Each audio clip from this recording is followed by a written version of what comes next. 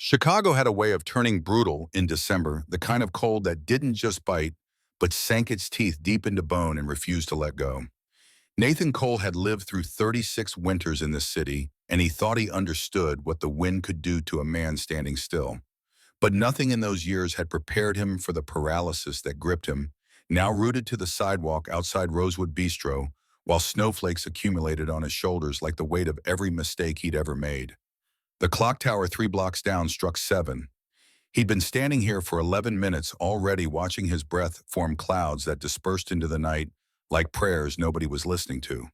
Through the restaurant's frost-edged windows, he could see the warm, amber glow of candles, the silhouettes of couples leaning close over white tablecloths, the gentle sway of a Christmas tree decorated with what looked like 1,000 tiny lights. It was beautiful in there. It was terrifying. 3 years, 1,095 days since he'd sat across from a woman with anything resembling romantic intent. The last time had been Rachel, always Rachel, in their small kitchen on the morning of that final Christmas Eve when she'd kissed him goodbye and promised to be home before midnight. She'd been wearing the green sweater Lily picked out for her birthday, the one that brought out the honey tones in her brown eyes. She'd smelled like vanilla and coffee and the particular sweetness that was simply her. And he'd let her walk out the door because he was distracted, because Lily was crying about wanting to open just one present early, because he thought there would be infinite mornings just like that one stretching out ahead of them. There weren't. Inside his coat pocket, Nathan's fingers found the thin chain that held Rachel's wedding ring. He'd taken it off her finger at the funeral home, unable to let them bury it with her, unable to wear it himself because it belonged to her hand and her hand alone. Now it lived against his chest, a cold circle of platinum that warmed only from his body heat, never from hers.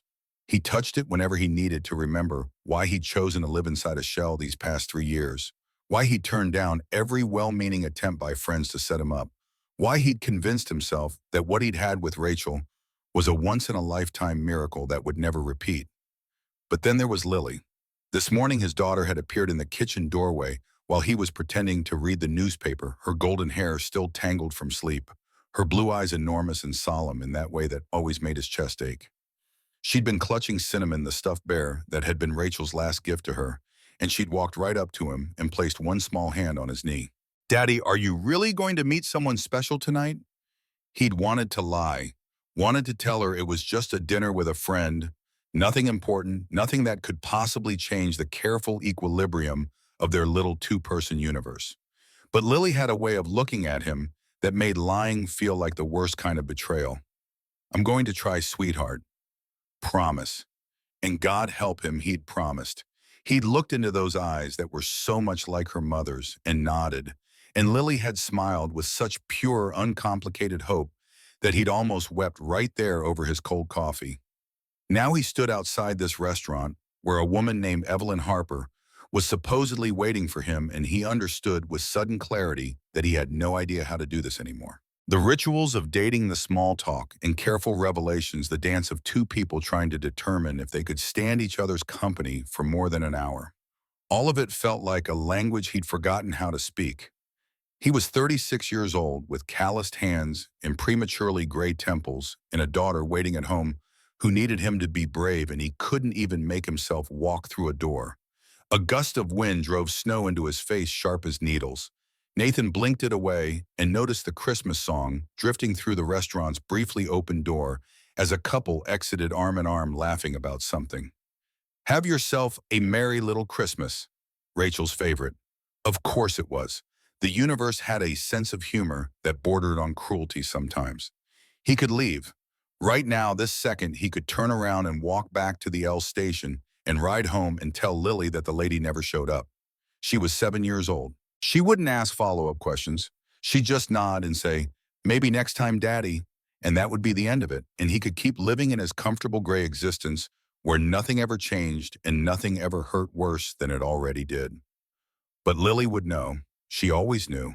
And she'd look at him with those blue eyes and see right through whatever flimsy excuse he offered, and she wouldn't say anything, but he'd see the disappointment settling into her small shoulders. He'd see her retreat a little further into conversations with her stuffed bear, into the world inside her head, where her mother still lived and Daddy was still whole. Nathan took a breath that hurt going down. Then another. Then he put his hand on the brass door handle, feeling the cold metal even through his worn leather gloves, and he pushed. The warmth hit him like a wave, carrying with it the scent of rosemary and roasted meat and expensive wine. The hostess, a young woman with an earpiece and a tablet, looked up with a professional smile that faltered slightly as she took in his appearance. He knew what she was seeing, the jacket that had been nice 10 years ago, but now showed its age at the elbows. The boots that were practical for Chicago winters, but wouldn't pass muster in a place like this. The general air of a man who fixed other people's problems for a living and had stopped caring about his own. Sir, welcome to Rosewood. Do you have a reservation? I'm meeting someone, Evelyn Harper.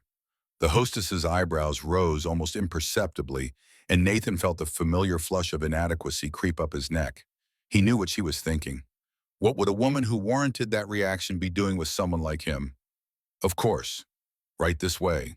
She led him through the restaurant, past tables where people in beautiful clothes were having beautiful conversations about their beautiful lives, past a massive fireplace where actual logs burned and crackled, past a Christmas tree that probably cost more than he earned in a month.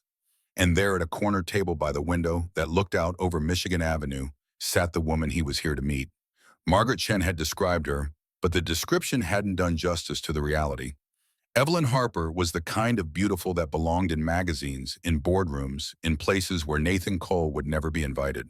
Her blonde hair fell in soft waves past her shoulders, catching the candlelight like spun gold. Her posture was perfect, spine-straight shoulders, back the posture of someone who had learned early that the world was watching and judging. She wore something dark and expensive that looked effortlessly elegant, and around her throat, catching the light, was a delicate silver necklace with a pendant he couldn't quite make out from this distance. She was also, he realized as he got closer, barely touching her wine. The glass sat before her like a prop, something to hold, something to look at instead of the door. And when she glanced at her watch, checking the time for what was clearly not the first time that evening, he saw something in her expression that he recognized intimately. She didn't want to be here either. Somehow that made it easier to approach. Two reluctant participants in a ritual, neither of them believed in just trying to get through the evening without causing too much damage. Evelyn? She looked up, and for a split second her gray-blue eyes widened in what might have been surprise or disappointment, he couldn't tell which. Then the mask came down smooth and professional, and she was standing and extending her hand with the precise movements of someone who shook hands for a living. You must be Nathan. Please sit down. Her handshake was firm but brief, releasing him almost before he'd finished grasping her palm. Nathan pulled out his chair and sat, immediately bumping the table leg with his knee and sending her untouched wine glass wobbling.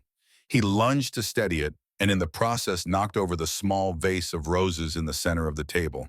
Water spread across the white tablecloth like a dark accusation. I'm so sorry. God, I'm sorry.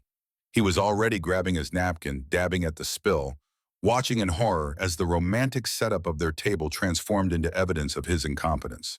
I should have warned you, I'm basically a walking disaster in fancy places. Evelyn reached for her own napkin with a sigh that she didn't quite manage to suppress. It's fine, it's just water. But it wasn't fine, and they both knew it. Nathan could feel the evening calcifying around them, hardening into the shape of a story they'd both tell later. Remember that blind date I went on? The guy knocked over everything within 5 seconds of sitting down.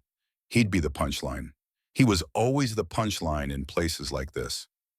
A waiter appeared, silently efficient, whisking away the wet tablecloth and replacing it with a fresh one, righting the vase, refilling the small disaster zone with new roses and new water, as if Nathan's clumsiness could be erased with enough staff and enough linen. When he left the table, looked perfect again. Nathan did not feel perfect. He felt like he'd already failed whatever test this evening represented. So, Evelyn folded her hands on the table, her rings catching the candlelight. Margaret tells me you're in the repair business. Yeah, I fix things. Electrical, plumbing, appliances, whatever people need. Nathan tried to find some way to make it sound more impressive and came up empty. It's not glamorous, but it keeps the lights on. That's practical. The word landed between them with a thud. Practical. The kind of thing you called a sensible pair of shoes. Not exciting, not interesting, just practical. And you're in marketing, right? Nathan grasped for the thread of information Margaret had given him. Something about running campaigns. I'm a senior marketing director at Morrison and Associates. Evelyn's voice shifted into what he recognized as her professional register, crisp and competent. We handle integrated communications for Fortune 500 companies. That sounds... Nathan searched for a word that wouldn't make him sound like the undereducated handyman he suddenly felt like. Demanding, Barrington. It has its moments. Silence stretched between them, uncomfortable as a wool sweater in summer. Nathan watched Evelyn trace the rim of her wine glass with one manicured finger. Still not drinking, still not relaxing. In the candlelight, he could see the faint lines of tension around her mouth, the way her jaw held itself just slightly too tight. The restaurant's nice, he offered, desperate to fill the void. I've never been here before. Have you? A few times for work events. Of course. Of course she came here for work events, probably with clients who wore suits that cost more than his car, probably discussing million-dollar campaigns over appetizers that he couldn't pronounce. What was he even doing here? The waiter returned to take their orders. Nathan had barely glanced at the menu, but he picked the first pasta dish he saw because at least he knew what that was. Evelyn ordered a salad, and the waiter nodded with the kind of deference that suggested she could have ordered a plate of gravel, and he would have treated it with the same reverence. When they were alone again, Nathan tried once more. So Margaret said you two have worked together for a while. 5 years, she's one of the good ones. Her brother Thomas is a client of mine. I renovated his bathroom last summer. Nathan immediately regretted bringing up bathroom renovation as dinner conversation. Brilliant, very sophisticated. How nice. Evelyn's tone suggested she was running out of polite responses. The silence returned thicker this time. Nathan found himself staring at the condensation forming on his water glass, watching the drops slowly make their way down the side, wishing he could melt through the floor the same way. This was a mistake. Coming here, agreeing to this date, thinking he could somehow re-enter the world of normal human interaction after 3 years of voluntary isolation. He'd been foolish to hope, and now he was paying the price, trapped at a table with a woman who clearly had better things to do and better people to do them with. He was about to make some excuse about needing to check on Lily, about leaving early, about abandoning this sinking ship before it dragged them both down, when something shifted in Evelyn's expression. Her hand had moved to her throat, fingers closing around the pendant he'd noticed earlier. Up close, he could see now what it was, a tiny silver snowflake, delicate and intricate, catching the light with each small movement. That's beautiful, he heard himself say. The necklace. Evelyn's hand froze, and for a moment, something cracked open in her face. Not much, just the slightest fissure in the composure she wore like armor, but Nathan saw it. Thank you. Is it an heirloom? It looks old. The fissure widened. Evelyn's fingers tightened around the snowflake, and when she spoke again, her voice had lost some of its professional polish. It was my sister's. Was. Nathan heard the past tense like a bell tolling. I'm sorry. The words came automatically, the same words he'd heard 1,000 times after Rachel died, words that meant nothing and everything. Is she 10 years now? Evelyn's jaw worked. Car accident. December. Nathan felt something shift in his chest, a recognition that went deeper than sympathy. My wife died 3 years ago, also a car accident. Christmas Eve. The words hung between them, changing the shape of everything. Evelyn's hand fell away from the necklace, and for the first time she looked at him as if she were actually seeing him, not just evaluating his suitability as a dinner companion. I'm sorry, she said, and unlike the polite platitudes she'd offered earlier, this sounded real. Her name was Rachel. She was a nurse. She was... Nathan had to stop the familiar grief rising in his throat like tidewater. She was working at Christmas Eve. She always worked holidays because she said the patients needed someone who really cared, and she was driving home, and there was black ice, and he couldn't finish. He'd told the story so many times in the months after to police and insurance adjusters and well-meaning friends, and somehow it never got easier. The words still cut on the way out. You don't have to explain. Evelyn's voice was gentler now. I understand. Do you have any other family? Nathan asked, partly to redirect the conversation, partly because he genuinely wanted to know. Not really. Our parents divorced when I was 12. My mother lives in Florida with her new husband. My father, she made a small gesture, dismissive and final. We don't speak. So Sophie was everything. Evelyn's eyes shone briefly before she blinked the moisture away. She was 4 years younger than me, the sweetest person you'd ever meet. She was in college studying art history, she wanted to work in museums, and she was driving home for Christmas break when another pause, another controlled breath. She loved winter. She used to say that every snowflake was a wish from an angel. Nathan felt the blood drain from his face. What did you say? Evelyn frowned at his sudden intensity. About the snowflakes, it was just something she believed. She was like that, always finding magic in ordinary things. She bought me this necklace at a street fair years ago. She said I needed something to remind me to look up once in a while to see the beauty in things. And then when she died, I found it in her jewelry box. She'd taken it back without telling me, started wearing it herself. So now she touched the pendant again and Nathan understood. He had Rachel's ring against his chest for the same reason. My wife used to say the same thing. His voice came out strange, strangled. About snowflakes being wishes. That's why she started making paper snowflakes with Lily every Christmas. She said we were catching wishes and hanging them in our windows. Evelyn stared at him. That's a strange coincidence. Yeah. Nathan shook his head slowly. Yeah, it is. The air between them had shifted again, charged now with something neither of them could name. Two strangers in a restaurant, both marked by losses that had struck at the same time of year, both carrying talismans of the people they'd lost, and now this bizarre echo of a shared belief that neither of them had expected to find in the other. Evelyn opened her mouth to say something, but before she could speak, her composure suddenly crumbled. She pressed her napkin to her lips and stood abruptly, the chair scraping against the floor. I need a moment. Excuse me. She walked away, not quite running, but moving too fast for dignity, and Nathan watched her disappear toward the back of the restaurant where the restrooms waited. He wanted to follow, wanted to make sure she was all right, but he knew that sometimes people needed to fall apart in private. He'd spent enough nights locked in the bathroom after Lily went to sleep to understand that. Their food arrived while she was gone. The waiter set down the plates with professional neutrality, as if women fleeing mid-conversation was a perfectly normal occurrence at Rosewood Bistro. Nathan stared at his pasta and felt no hunger at all, only a hollow ache that had nothing to do with his stomach. He'd hurt her somehow. By bringing up Rachel, by noticing the connection between Sophie's belief and his wife's, by dragging them both into waters that were too deep for a first date, or any date. He should have stuck to safe topics.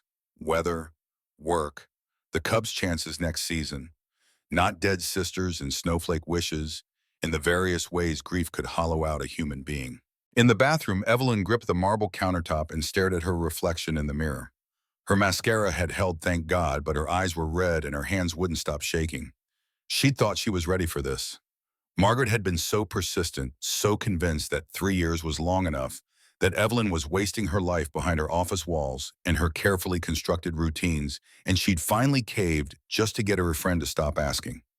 But this man, this Nathan Cole, with his sad eyes and his calloused hands and his dead wife, he'd walked into her carefully defended heart like he had a map to all her weak points. The way he talked about Rachel with such naked love and loss. The way he'd noticed her necklace, really noticed it, not just commented on it as a fashion accessory. The way he'd repeated Sophie's words as if they were his own, as if somehow his wife and her sister had known the same secret about the universe. It was too much. It was far too much for a Tuesday evening in December, for a blind date she'd never wanted to be on in the first place. Evelyn turned on the cold water and let it run over her wrists, a trick she'd learned in the early days after Sophie's death, when panic attacks came without warning. The shock of the cold helped grounding her in her body, pulling her back from the edge of wherever her emotions were trying to drag her. She looked at the woman in the mirror, 34 years old, successful by any measure the world cared about, senior director at a top firm, corner office, six-figure salary, and completely, utterly alone. 3 years ago, she'd been engaged. Marcus Webb, junior partner at a prestigious law firm, exactly the kind of man her colleagues envied. They dated for 2 years, planned their wedding for 14 months, assembled a guest list of 300 people who would witness their perfect union. And then the night before the ceremony in the hotel suite where she was supposed to wake up as a bride, Marcus had sat on the edge of the bed and delivered the truth like a surgeon removing a tumor. He was in love with Diane, her best friend since college, her maid of honor, the woman who'd helped her pick out her wedding dress and plan her bachelorette party. They'd been sleeping together for months. He couldn't marry Evelyn with that lie between them. He was sorry, so sorry, but he thought she deserved to know. Evelyn had called off the wedding at 11 o'clock at night. She'd made all the phone calls herself, her voice steady and mechanical, informing caterers and florists and 300 guests that there would be no ceremony. She'd returned the dress, she'd moved out of the apartment she'd shared with Marcus. She'd done everything right, everything proper, and then she'd built walls around her heart so high and so thick that no one would ever get close enough to hurt her again. Marcus and Diane were married now. She'd heard through mutual friends. They had a baby on the way. Evelyn closed her eyes and breathed. The cold water was numbing her wrists, but it was working. The panic was receding, replaced by the familiar emptiness that she'd learned to call normal. She couldn't stay in this bathroom forever. The man at the table, Nathan, he was probably wondering if she'd climbed out a window. She needed to go back, finish the meal, make polite excuses about an early meeting, and get the hell out of here before she did something stupid like cry in front of a stranger. But when she thought about his face, about the way his voice had broken when he talked about his wife, she felt something crack inside her again. He understood, and that was the terrifying thing. He actually understood what it felt like to lose the person who made the world make sense. No one had understood since Sophie. Not Marcus, who treated her grief as an inconvenience to be managed. Not her mother, who'd suggested therapy like it was a cure-all and then gone back to her new life in Florida. Not anyone. Evelyn dried her hands, checked her reflection one more time, and walked back out into the restaurant. Nathan looked up when she returned, his expression a mixture of concern and embarrassment. "I'm sorry if I said something wrong. I didn't mean to." "You didn't." Evelyn sat down, and this time she didn't reach for the wine. "I'm just not very good at this anymore. Talking about real things with people. That makes two of us." Their eyes met, and something passed between them. Not attraction, not exactly, though Nathan was aware that even disheveled and red-eyed Evelyn Harper was the most beautiful woman he'd seen in years. It was more like recognition. Two people who had been beaten down by life finding each other in an unlikely place, both too tired to pretend. "Can I ask you something?" Nathan said. "Why did you agree to this tonight, I mean? You obviously didn't want to come." Evelyn laughed, a short, surprised sound. "Is it that obvious?" "Takes one to know one. I almost turned around 3 times on my way here." Margaret wouldn't stop asking. Evelyn picked up her fork and pushed at her untouched salad. "She's been trying to set me up for 2 years. I finally ran out of excuses." "Same. Well, not Margaret, but my friend Thomas, her brother. He said his sister knew someone perfect for me. I said no about 50 times until he made me promise I'd try at least once. And now we're both here trying. Pretty much failing, but trying." Evelyn's lips curved into something that was almost a smile. "The bar for failure might be lower than you think. I've been on worse first dates." "Really? Because knocking over the water and making you cry seems like a pretty low point." "I once had a date who spent the entire evening talking about his ex-wife, in detail, including their sex life." Nathan winced. "Okay, that's worse." "And there was the one who brought his mother. His mother liked to the restaurant. She sat at the next table and kept sending over suggestions about what I should order. Apparently, I was too thin and needed more protein." Nathan found himself laughing, and the sound surprised him. He couldn't remember the last time he'd laughed with someone other than Lily. So, compared to that, spilling water and sharing dead spouse stories is what a solid C minus, at least a B. Evelyn's smile widened slightly. "You haven't mentioned your ex's intimate details or brought a relative." "The night is young." It was a joke, small and silly, but it broke something loose between them. The tension that had been suffocating the evening began to dissipate, replaced by something lighter. Not ease, not yet, but the possibility of it. They started talking. Real talking, the kind that meandered and doubled back and found unexpected connections. Evelyn told him about Sophie, about the sister who had been her best friend, and her anchor who had believed in fairies until she was 12, and in true love until the day she died. Nathan told her about Rachel, about the nurse who'd mocked his complaining when he came into the ER with a broken rib, and then agreed to have coffee with him when he asked, despite hospital rules, despite every sensible reason to say no. They talked about grief, about the way it didn't move in stages, the way the books promised. but circled back like a tide, retreating and returning when you least expected. They talked about the people who meant well, but said the wrong things, about the platitudes that made you want to scream, about the strange guilt of laughing at something months after a loss, as if enjoying a single moment was a betrayal of the person who was gone. And they talked about Lily. She's the only reason I'm still standing, honestly. Nathan's voice softened the way it always did when he spoke of his daughter. After Rachel died, I wanted to disappear. Not die exactly, but just stop. Stop feeling, stop trying, stop existing as anything more than a body going through motions. But Lily needed me. She was 4 years old and her mother was gone and I was all she had. So I got up every day, even when I couldn't breathe, and I made her breakfast and walked her to school and pretended I was okay until eventually some small part of me actually was. Evelyn listened without interrupting, her salad forgotten. She sounds special. She is. Nathan struggled for words that could encompass his daughter. She sees things. I don't know how to explain it. She looks at people and just knows things about them. Her teacher says she's exceptionally perceptive. I say she's got her mother's heart in some kind of sixth sense that I don't understand at all. Where is she now? Here, actually. The restaurant has a kids area with supervision. I didn't want to leave her with a babysitter she didn't know, and she was so excited about me going on a date that she begged to come. So she's over there somewhere, probably drawing pictures and charming the staff into giving her extra cookies. Evelyn glanced toward the back of the restaurant where a section had been set up with child-sized tables and art supplies. She couldn't see anyone from here, but she felt something tug at her chest. A 7-year-old girl who had lost her mother and still believed enough in happiness to want her father to find it again. She wanted you to come tonight. She practically pushed me out the door. Nathan's smile was tender and sad at once. She told me that Mom would want me to be happy. She's 7 and she's already trying to take care of me. It should be the other way around. She sounds like Sophie. The words slipped out before Evelyn could stop them. Sophie was always the one taking care of everyone else. She'd give you the shirt off her back and then apologize for it being wrinkled. Do you miss her still?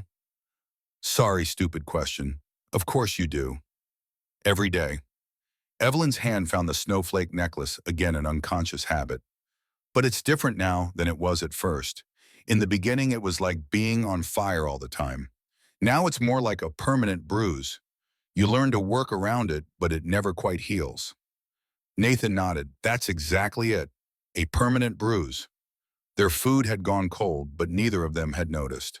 They'd stopped looking around the restaurant, stopped being aware of the other diners, or the music, or the falling snow outside. They were in their own small world, built from shared loss and unexpected understanding. It was Evelyn who first noticed something had changed in the atmosphere of the restaurant.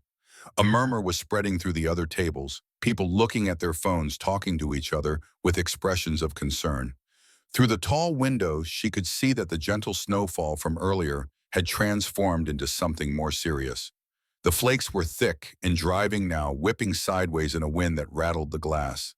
That doesn't look good, she said. Nathan turned to look and felt his stomach drop. He'd checked the weather before leaving home, a habit ingrained from years of outdoor work, and there had been nothing about this. Just regular winter precipitation. The meteorologist had said nothing to worry about. But what he was seeing through the window wasn't regular anything. It was the leading edge of something serious. His phone buzzed, then buzzed again. He pulled it out and saw the emergency alerts stacking up on a screen. Winter storm warning, all public transit suspended. Travel not advised. Stay indoors until further notice. We might have a problem. Across the restaurant, the manager was stepping forward, his hands raised to get everyone's attention. His voice was calm but carried the undertone of someone managing a crisis. Ladies and gentlemen, I apologize for the interruption. We've just received word from the city that a major storm system has moved in faster than predicted. Streets are being closed and public transportation has been suspended. We're asking everyone to remain inside the restaurant until conditions improve. Rosewood will be serving as an emergency shelter for the duration. We'll do everything we can to make you comfortable. But a ripple of concerned conversation spread through the room. Nathan stood immediately, his chair scraping back. Lily, I need to get to Lily. He was moving before he finished speaking, weaving between tables toward the kids' area at the back of the restaurant. Evelyn followed without thinking, caught up in his urgency.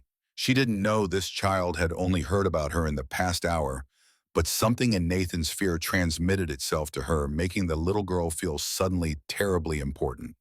The kids' area was a cheerful space with low tables, bins of crayons, and walls painted with cartoon animals. A young woman in a rosewood uniform was overseeing a handful of children, most of whom seemed unconcerned by the weather outside. They were drawing and playing, wrapped up in the oblivious bubble of childhood. Nathan scanned the room, his heart pounding. There in the corner by the window was a small figure with golden hair pressing her face against the glass and staring out at the storm. Lily. The girl turned at his voice, and Evelyn got her first real look at Nathan's daughter. She was small for 7, with delicate features and eyes that were startlingly blue, almost too large for her face. She was clutching a worn teddy bear that had clearly been loved hard for years, and when she saw her father, her expression shifted from fascination with the storm to careful assessment of his emotional state. "Hi, Daddy." The snow got really big. Nathan crossed to her and knelt, pulling her into a hug that seemed to be as much for his own reassurance as hers. "Yeah, baby, it did. Are you okay?" "I'm fine, but the lady said we can't leave. Is that true?" "For now, but it's going to be okay. We'll just wait here until the storm passes." Lily nodded, accepting this with the equanimity of a child who trusted her father completely. Then her eyes moved past Nathan's shoulder to the woman standing behind him.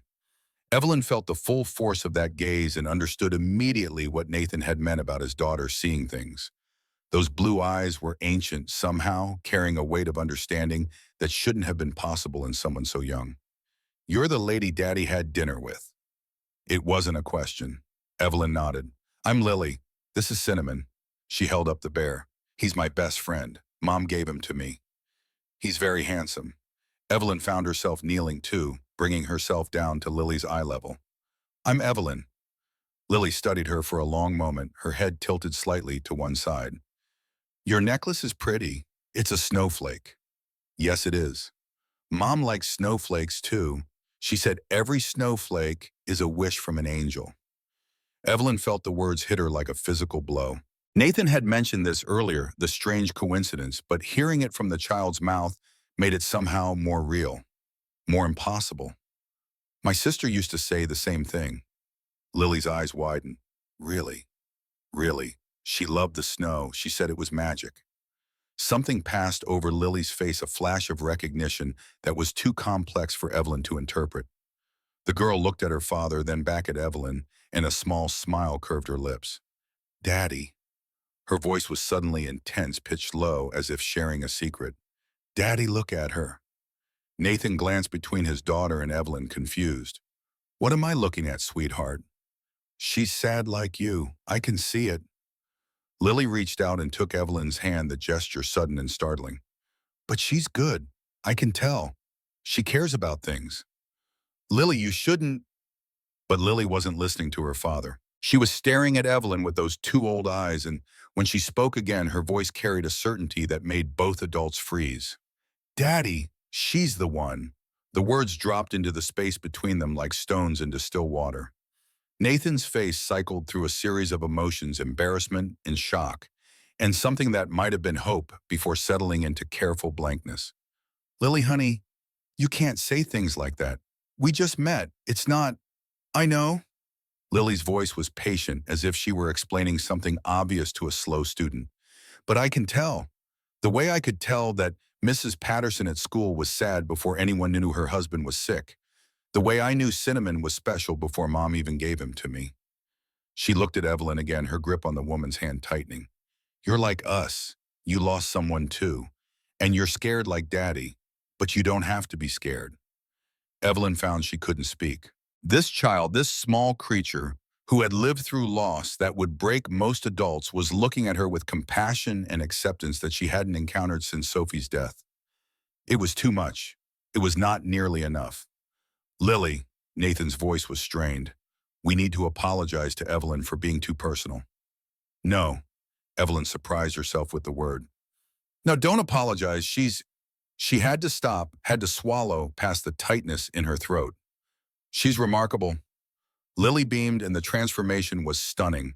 Her whole face lit up, and suddenly she wasn't an old soul in a child's body, but just a little girl who'd been told she was special. I like you, Lily announced. Do you want to make snowflakes with us later? Daddy's not very good at cutting them, but I can teach you. Mom taught me, and I remember all the steps. Evelyn looked at Nathan, who seemed caught between mortification and wonder. I would love that, she heard herself say. If it's okay with your dad. It's okay, Lily answered for him with the supreme confidence of a child who had never been told she wasn't in charge. Daddy wants you to stay. He just doesn't know how to say it. Nathan covered his face with his hands. Lily, please. But when he lowered his hands, Evelyn saw that he was smiling. It was a small, embarrassed, helpless smile, but it was the first genuine one she'd seen from him all evening. My daughter has apparently decided to become a matchmaker. I'm so sorry. Don't be. Evelyn stood and Lily stood with her still holding her hand. She's honest. That's more than most adults can manage. She's too honest. She once told our mailman he looked like a sad turtle. Lily nodded solemnly. He did, but he got a new hat, and now he looks happier. Evelyn laughed and the sound startled her. She couldn't remember the last time she'd laughed at anything that wasn't a client joke or a polite social response. This was different. This was real. The three of them made their way back toward the main dining room where the restaurant staff was rearranging furniture to accommodate the new reality of a long night. Tables were being pushed together to create larger seating areas. Blankets were appearing from somewhere, probably the offices in the back. The bar was doing brisk business as patrons settled in for an unexpected evening. Through the tall windows, the storm raged on. Michigan Avenue had disappeared, entirely replaced by a wall of white. The few cars that had been brave enough to still be out were now invisible, buried, or stranded, or both. Chicago had been erased, replaced by something primal and elemental. Nathan found a booth in the corner far from the main activity, and the three of them settled in. Lily immediately began organizing the art supplies she'd brought from the kids' area, spreading paper and safety scissors across the table, with the focus of a surgeon preparing for an operation. Okay, she announced. First you fold the paper like this. Daddy, pay attention. You always forget this part. Nathan rolled his eyes but leaned in obediently. Evelyn watched as Lily walked them through the process, her small hands surprisingly deft as she demonstrated each fold and cut. There was something ceremonial about it, something sacred. This was the ritual her mother had taught her, the last physical connection to the woman who had made her. Mom said you have to think about something you wish for and while you cut. Lily explained, her voice dropping to a whisper. That's what makes it work. The snowflake holds your wish. What do you wish for? Evelyn asked. Lily considered the question with great seriousness. I wish for Daddy to be happy. I wish for snow days off from school. I wish for a puppy, but Daddy says maybe next year. She paused and her voice got even quieter. I wish I could see Mom again, just for one day, just to tell her about everything she's missing. Nathan's hand stilled on his paper. Evelyn saw him swallow hard, saw the way he blinked too fast, and she understood that this was how grief worked when you had a child. You couldn't fall apart completely because someone was watching, learning, depending on you to show them how to survive. I think your mom knows, Evelyn said softly. I think she sees everything you do. Lily looked up at her with those ancient eyes. That's what Daddy says. Do you think it's true? Evelyn touched the snowflake at her throat. I have to believe it is. Otherwise, what's the point of any of this? They cut their snowflakes in companionable silence, the sound of scissors and folding paper, mixing with the howl of the wind outside. When they unfolded them, Lily clapped her hands in delight. Look, look, Evelyn's is almost perfect. See, Daddy, she's way better than you. Nathan held up his creation, which was lopsided and had several accidental holes in the wrong places. I'm a man of many talents. Paper cutting is not among them. It has character, Evelyn offered. It has holes in weird places. Lily was already gathering up their creations. We should hang them in the window so everyone can see. Mom always said that snowflakes in windows are like little beacons calling in good luck. Nathan looked uncertain. Sweetheart, I don't know if the restaurant would want us decorating their windows. But Lily was already approaching the manager, her snowflakes clutched in her hands, her expression earnest and determined. Nathan watched in helpless amazement as his daughter engaged the harried man in conversation, gesturing toward the windows, pointing at her creations. Within 2 minutes, the manager was smiling, and within a minute he was helping Lily tape snowflakes to the frost-edged glass. "She's something else," Evelyn said, watching. "She saved me." Nathan's voice was quiet. "When Rachel died, I didn't know how to keep going. But every morning Lily would come into my room and ask me what we were going to do that day. And I couldn't tell her that I didn't want to do anything, that I wanted to pull the covers over my head and never come out. So I got up, I made breakfast, I took her to school. I built a life around her because she needed one, and somewhere along the way, I started needing it too." "That's beautiful. That's survival." Nathan looked at her. "You know what it's like. You must have had something that kept you going after Sophie." Evelyn was quiet for a moment. "Work mostly. I threw myself into my career because it was the only place where grief wasn't relevant. Numbers and campaigns and client meetings, they don't care if you're broken inside. They just need results. So I gave them results, and eventually I got promoted, and then promoted again, and now I'm a senior director at a top firm, and I go home every night to an empty apartment and wonder what any of it was for." "Do you still wonder?" "Not tonight." The admission surprised her as much as it surprised him. "Tonight, sitting here with you and your daughter making paper snowflakes in a snowstorm, it's the most human I've felt in years." Nathan reached out and touched her hand, just briefly, just enough to make contact. "Me too." Lily had returned triumphant from her window decorating mission, trailing the restaurant manager behind her like a defeated general. "Mr. Roberts says we can put snowflakes on all the windows if we want. He says it makes the restaurant look festive." Mr. Robert, whose name tag actually read Roberto, but who apparently hadn't had the heart to correct a 7-year-old, nodded wearily. "Your daughter is very persuasive. She told me that snowflakes in windows bring good luck during storms.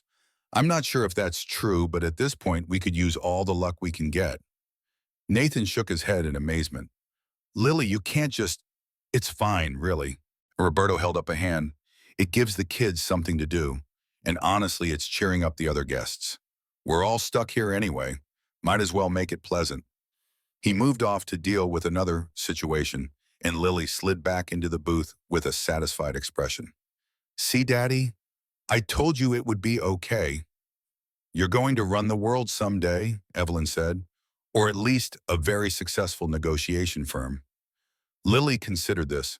"I want to be a veterinarian or an astronaut, or maybe someone who makes movies about animals in space. All excellent career paths." The hours slipped by in a way that Nathan hadn't experienced in years. They made more snowflakes. They ate dessert that the kitchen sent out as a goodwill gesture for the stranded guests. They talked and laughed and watched the storm rage beyond the windows, where their paper creations now hung small, defiant gestures against the fury of nature. At some point during the evening, the front door of the restaurant burst open, admitting a gust of freezing wind and a flurry of snow that scattered across the polished floor. A family stumbled in from outside, a father carrying a toddler and a mother dragging 2 suitcases, all of them covered in white and shaking from the cold. Roberto rushed to help them, and several staff members appeared with blankets and hot drinks. Lily watched the commotion with wide eyes, pressing her face against the booth's window to see better. The toddler was crying a thin wail that cut through the ambient noise of the restaurant, and the mother looked close to tears herself. "Daddy, they look really cold." "They'll be okay now. They're inside where it's warm." But Lily was already sliding out of the booth, clutching one of her paper snowflakes. Before Nathan could stop her, she was walking toward the family, her small figure determined. "Lily, wait." Nathan stood to follow, but Evelyn caught his arm. "Let her go. I think she knows what she's doing." They watched as Lily approached the crying toddler, a little boy no older than 2, and held out her snowflake. The child's wails stuttered, then stopped, his attention caught by the paper creation. Lily said something they couldn't hear, and the boy reached out to take the snowflake, turning it over in his chubby hands with fascination. The mother looked down at Lily with an expression of grateful surprise. She knelt to speak to the girl, and Lily pointed back toward Nathan and Evelyn, then toward the windows covered with paper snowflakes. A moment later, she was leading the whole family toward the booth. "Daddy, this is Henry. He's 2, and his mommy and daddy are Jennifer and Michael. They got stuck in the snow trying to get to the airport. I told them they could make snowflakes with us." Nathan exchanged a helpless look with the other father, who shrugged with the resigned acceptance of a parent who had learned to go along with children's social engineering. I'm sorry, Jennifer said, her voice still shaky from the cold. She just came up to us and, don't apologize. Nathan stood and offered his hand. I'm Nathan, this is Evelyn, and apparently my daughter has decided to adopt your family for the evening. What followed was the kind of chaos that only happens when you put a 7-year-old in charge of social arrangements. Lily organized everyone around the table, distributed paper and scissors, and began instructing the newcomers in the sacred art of snowflake creation with the seriousness of a master teaching apprentices. Henry the toddler was given the important job of holding the finished snowflakes and had to be repeatedly discouraged from eating them. Through it all, Nathan watched his daughter with a mixture of pride and wonder. This was Rachel's legacy, he realized, not just in Lily's face or her laugh, but in her instinct to reach out to people who were hurting, to include the excluded, to turn strangers into friends with nothing more than paper and scissors and an open heart. Evelyn must have seen something in his expression because she leaned close and said quietly, "You did this. You raised her to be like this." "Rachel did this. I'm just trying not to mess it up." "You're doing better than you think." The restaurant had transformed around them while they worked. What had started as a collection of stranded strangers was becoming something else, a temporary community bound together by circumstance and making the best of it. People moved between tables, sharing food and stories. Someone had found a guitar somewhere and was playing Christmas carols in the corner. The paper snowflakes multiplied, spreading from window to window until the whole front of the restaurant was covered in white paper wishes. Lily had been tireless, moving from group to group, teaching her mother's technique to anyone who would learn. But eventually even her energy began to flag. Her movements grew slower, her eyelids heavier, until finally she curled up on the booth seat with her head in Nathan's lap and cinnamon clutched to her chest. "She's amazing," Evelyn said softly, watching the sleeping child. "I've never met anyone like her. She gets it from Rachel." Nathan stroked his daughter's hair. Rachel could walk into a room full of strangers and walk out with a dozen new friends. She had this gift for making people feel seen, like they mattered, like they weren't invisible. Lily has the same gift. She does. And sometimes it terrifies me because the world isn't always kind to people who care that much. But I wouldn't change it. I couldn't. Evelyn reached across the table and took his hand. He didn't pull away.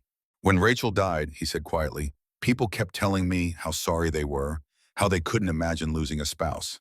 And I wanted to scream at them that losing Rachel wasn't even the worst part. The worst part was looking at Lily and knowing that she would grow up without a mother. That all those moments Rachel was supposed to be there for, the first boyfriend, and the prom dress, and the college visits, and the wedding she was going to have to face alone. That's what kept me up at night. Not my own grief. Hers. You're doing a good job with her. Anyone can see that. I don't know what I'm doing most of the time. I just try to remember what Rachel would do and then do that. Maybe that's the secret.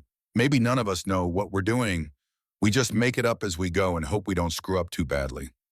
Nathan looked at her, at this woman he'd met only hours ago, who somehow felt like she'd been part of his life for longer. The candlelight caught her hair, her eyes the silver snowflake at her throat.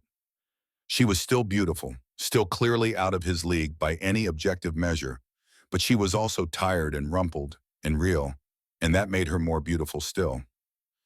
"Evelyn, I want to tell you something." She waited. "When I walked in here tonight, I was ready to fail. I expected to fail. I'd already written the story of how this evening would go wrong, how I'd be awkward and she'd be bored, and we'd both go home relieved it was over." He took a breath. "But this right now, talking to you, making paper snowflakes with my daughter while the world tries to bury us in snow, this is the best night I've had in 3 years. And I don't know what that means or where it goes or if it goes anywhere at all, but I wanted you to know." Evelyn felt her eyes prickle with tears that she refused to let fall. "I was ready to fail too. I've been ready to fail at everything except work for the past 3 years. It's easier that way. If you never try, you can never be disappointed. But but your daughter looked at me like she could see straight through to my soul, and instead of running away, I wanted to stay and find out what she saw there." Evelyn shook her head. "I don't know what that means either. I don't trust myself to know. I've been wrong before." The fiancé, Marcus, the name tasted bitter on her tongue. We were together for 2 years, engaged for 14 months. I thought I knew him better than I knew myself, and the whole time he was sleeping with my best friend. Nathan winced. That's the night before our wedding. Evelyn's voice was flat. He told me in our honeymoon suite, said he couldn't marry me with the lie between us. Like that made it noble somehow, like destroying my entire life was an act of integrity. What happened to him? He married her, Diane. They're expecting a baby. I'm sorry. Don't be, it was a long time ago. But her hand tightened on his, and Nathan understood that some wounds didn't close no matter how much time passed. For what it's worth, he said quietly, he was an idiot. Any man who would choose someone else over you is missing something fundamental in his soul. Evelyn laughed, but it was a fragile sound. You barely know me. I know you ran into a snowstorm to help find a child who wasn't yours. I know you sat on the floor and made paper snowflakes because a 7-year-old asked you to. I know you carry your sister with you everywhere, literally around your neck, because love doesn't end when someone dies. He met her eyes. I know enough. Evelyn didn't know what to say. She wasn't used to this, to someone seeing her so clearly and accepting what they saw. Her professional world was built on image and impression, on showing people what they wanted to see. Here was a man who seemed to see what was actually there, and he wasn't turning away.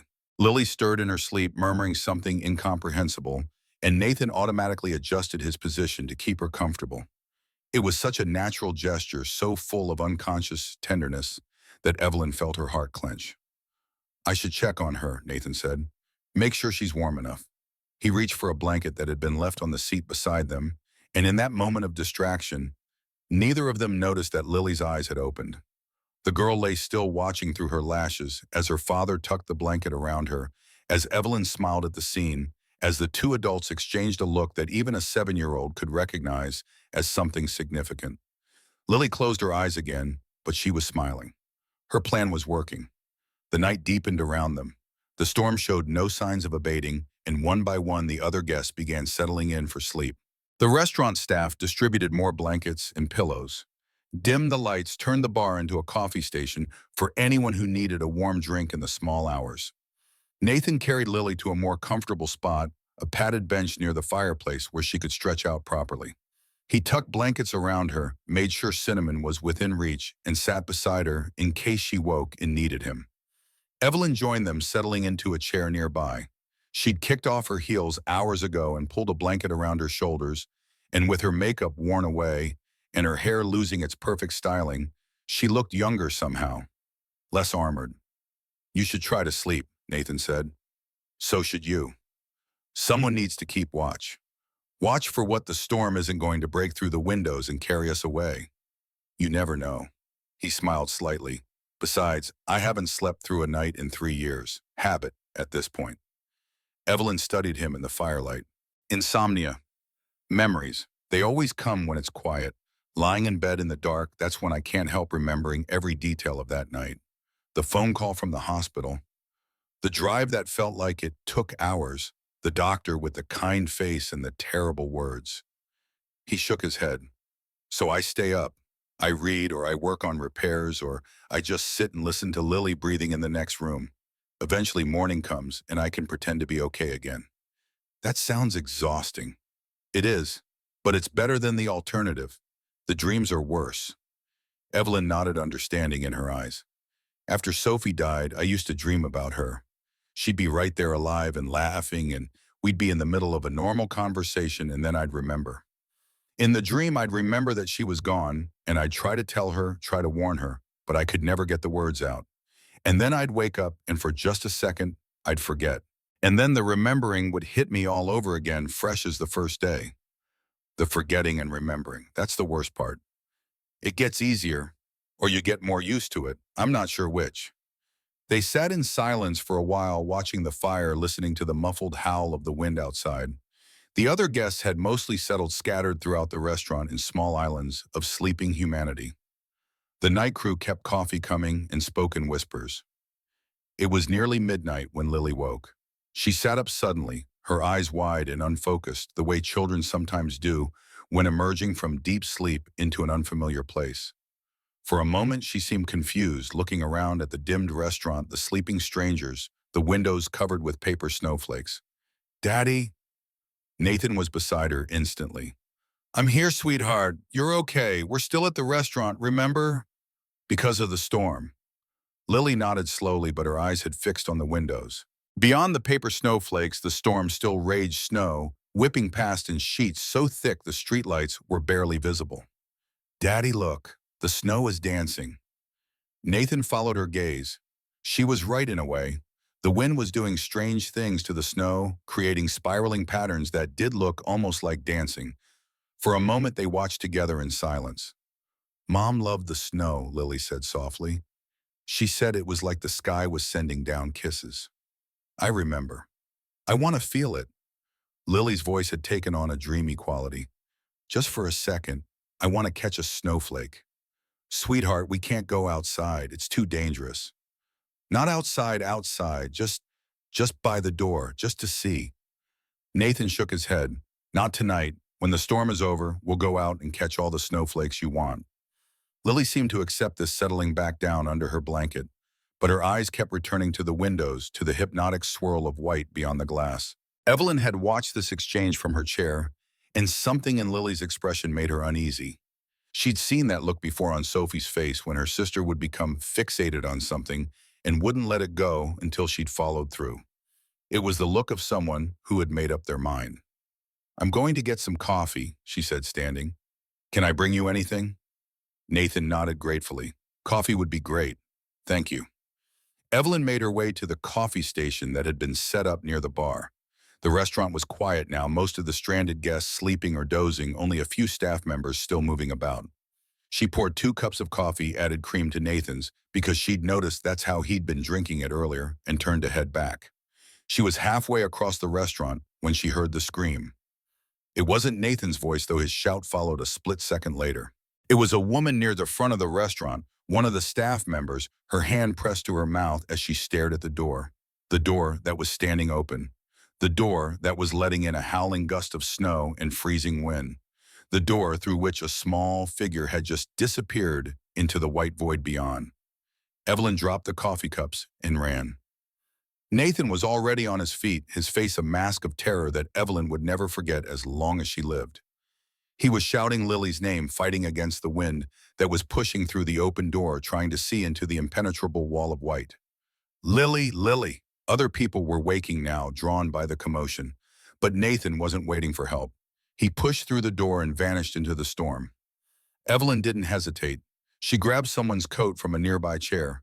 It was too big, but it was something, and followed him out. The cold hit her like a physical assault. One moment she was in the warm restaurant, and the next she was in a world that had become nothing but wind and white, and a cold so intense it stole the breath from her lungs. She couldn't see more than a few feet in any direction. The snow was driving sideways needles of ice that stung her face and blinded her eyes. "Nathan!" she screamed, but the wind tore the word away. She stumbled forward, one arm raised to shield her face, trying to follow some instinct about which direction Nathan had gone. The snow was already ankle-deep and climbing, drifting against the parked cars and building walls, creating a landscape that was completely unrecognizable. Somewhere ahead, she heard Nathan's voice, ragged and desperate. Lily, answer me." Evelyn pushed toward the sound, her heels completely useless in the snow, her borrowed coat already soaked through. She crashed into something hard, a parked car, and used it to orient herself. If Lily had wandered this direction, she might have sought shelter, might have found something to hide behind. She worked her way along the car, calling Lily's name, listening for any response. The wind was so loud it was hard to hear anything else, but then there was a sob, small and terrified, and coming from somewhere to her left. Evelyn turned and pushed through a drift that came up to her knees. Her foot caught on something, and she felt her hands sinking into cold that burned like fire. She pulled herself up and kept going, following that sound, that tiny sound that was getting louder. And there, huddled in the small space between 2 SUVs, was Lily. The girl was curled into a ball, her arms wrapped around herself, her whole body shaking violently. She was wearing nothing but the dress she'd had on in the restaurant. No coat, no hat, no protection at all against the killing cold. Her golden hair was already white with snow, her lips already turning blue. "Lily!" Evelyn dropped to her knees beside the child, pulling off the borrowed coat and wrapping it around her. Lily, I'm here. I've got you. Lily looked up at her with eyes that were glassy and unfocused. I heard, I heard Mommy. She said, she said to wait, that someone was coming. I'm here now. We need to get you inside. I wanted to catch a snowflake for Daddy, but then I couldn't find the door and the snow was so big and I know, sweetheart, I know, but we have to go now. Evelyn tried to lift the girl, but her arms were numb from the cold, and Lily was heavier than she looked, dead weight, with shock and hypothermia. She managed to get the child into her arms, staggering under the weight, but she couldn't see which direction led back to the restaurant. Everything was white. Everything was the same. Nathan, she screamed. Nathan, I found her. For a terrible moment, there was nothing but the wind. Then, like a miracle, a shape emerged from the swirling white Nathan's face, wild with fear, his hands reaching for his daughter. Lily, oh God, Lily. He took the child from Evelyn's arms, clutching her to his chest, and for a moment he just stood there, in the middle of the blizzard, holding his daughter and shaking with something that went beyond cold. We have to get back inside, Evelyn shouted over the wind. She's hypothermic. She needs warmth. Nathan nodded, unable to speak. Evelyn grabbed his arm and pulled, orienting them toward what she hoped was the restaurant. They stumbled through the snow together, Nathan carrying Lily. Evelyn leading the way, both of them half blind and frozen, but moving, always moving. The light appeared suddenly, a rectangle of gold in the white void, and then hands were reaching for them, pulling them inside, and the door was slamming shut against the storm. The next few minutes were chaos. Someone produced more blankets. Someone else called 911, though the dispatcher said emergency services were suspended due to the storm. Roberto appeared with hot water bottles and towels. The family they'd befriended earlier, Jennifer and Michael, helped strip off Lily's wet clothes and wrap her in dry blankets. Nathan refused to let go of his daughter. He sat on the floor with her in his lap, rubbing her arms and legs to restore circulation, his face gray with terror and guilt. I should have been watching her. I should have known she'd try something like this. I should have... Stop. Evelyn knelt beside him, her own teeth chattering, her hands still burning from the cold. She's going to be okay. Look, her color's coming back. It was true, the blue was fading from Lily's lips, replaced by a more natural pink. Her shivering was intensifying, which was actually a good sign, her body fighting to warm itself. Daddy, Lily's voice was weak but clear. Daddy, I'm sorry, I just wanted to catch a snowflake. For you. Because you've been so sad, and I thought maybe if I caught a wish. Nathan made a sound that was half sob, half laugh. You scared me half to death, baby. Don't you ever, ever do that again. I won't, I promise. Lily's eyes moved to Evelyn. You found me. I did. How did you know where I was? Evelyn thought about the sob she'd heard, the instinct that had pulled her in the right direction, the strange certainty that had guided her through the white void. I'm not sure, I followed the sound of your voice, and I found you. Lily smiled a small, tired smile. Mommy told me someone was coming. I heard her voice in the snow. She said, don't be scared, baby. Someone's coming to find you. Just stay where you are. And then you came. Evelyn felt a chill that had nothing to do with the cold. She looked at Nathan, saw the same stunned recognition in his eyes. He was thinking what she was thinking, the impossible, irrational thought that maybe, just maybe, Rachel had somehow guided them both. Your mom was right, Evelyn said softly. I found you. Because you're the one, Lily murmured, her eyes already closing.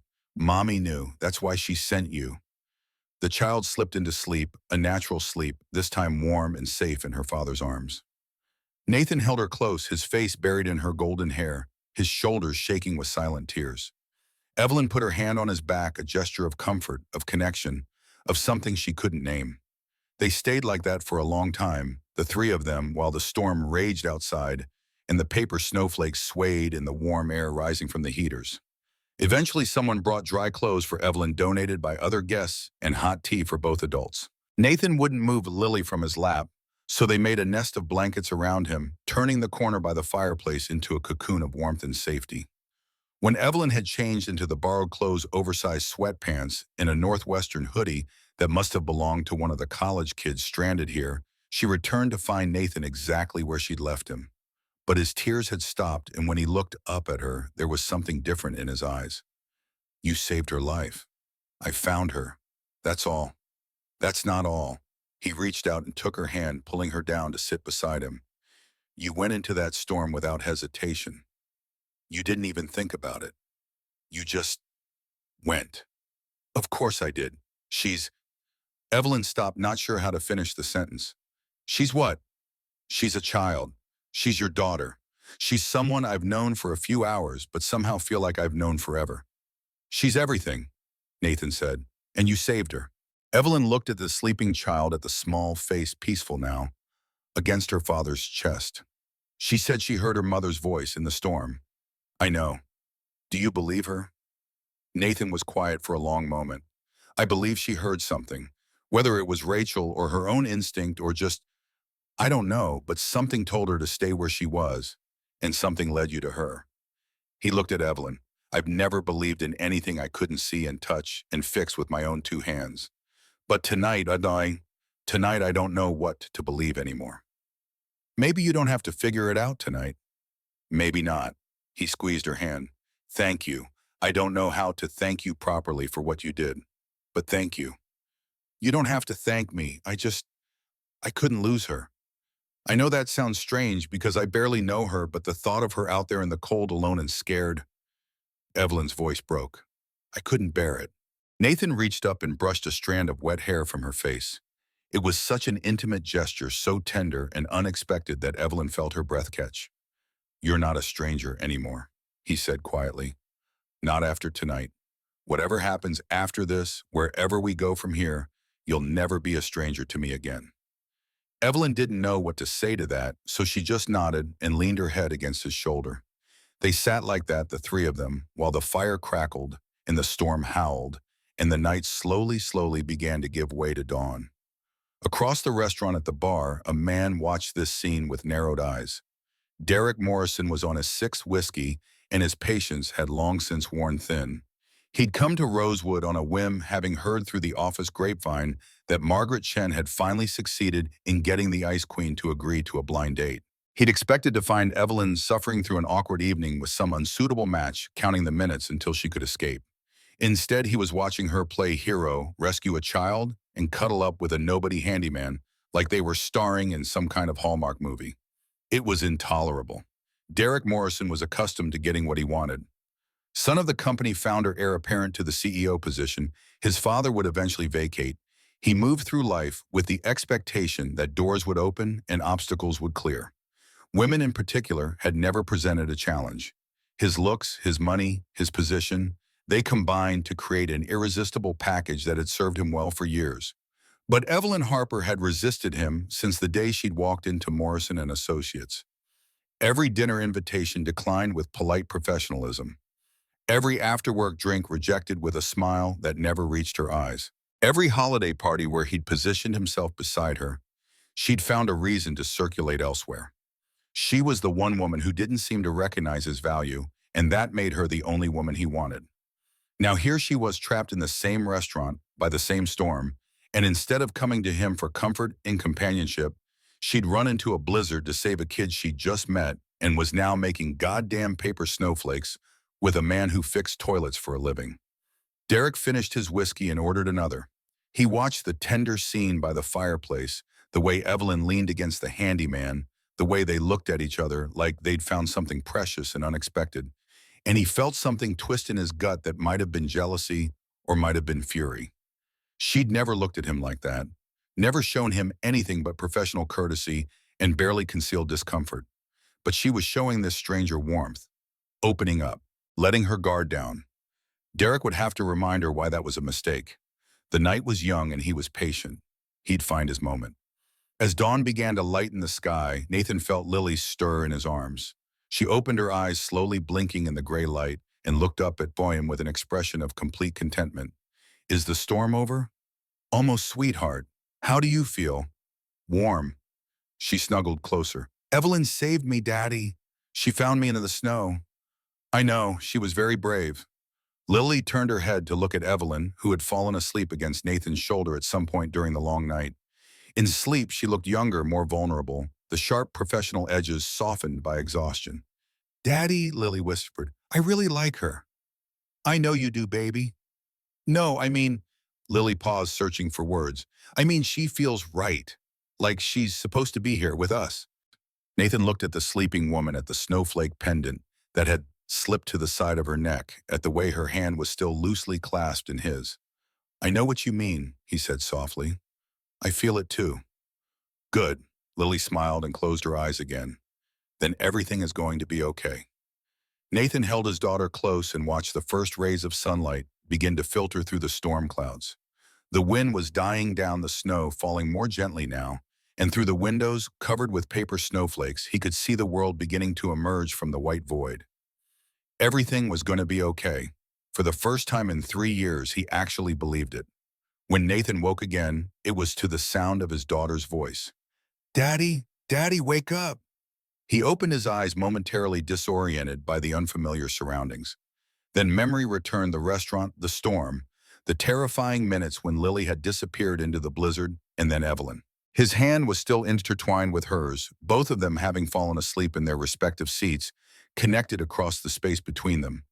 Lily was standing in front of him, cinnamon in her arms, her expression bright despite everything she'd been through. The storm stopped.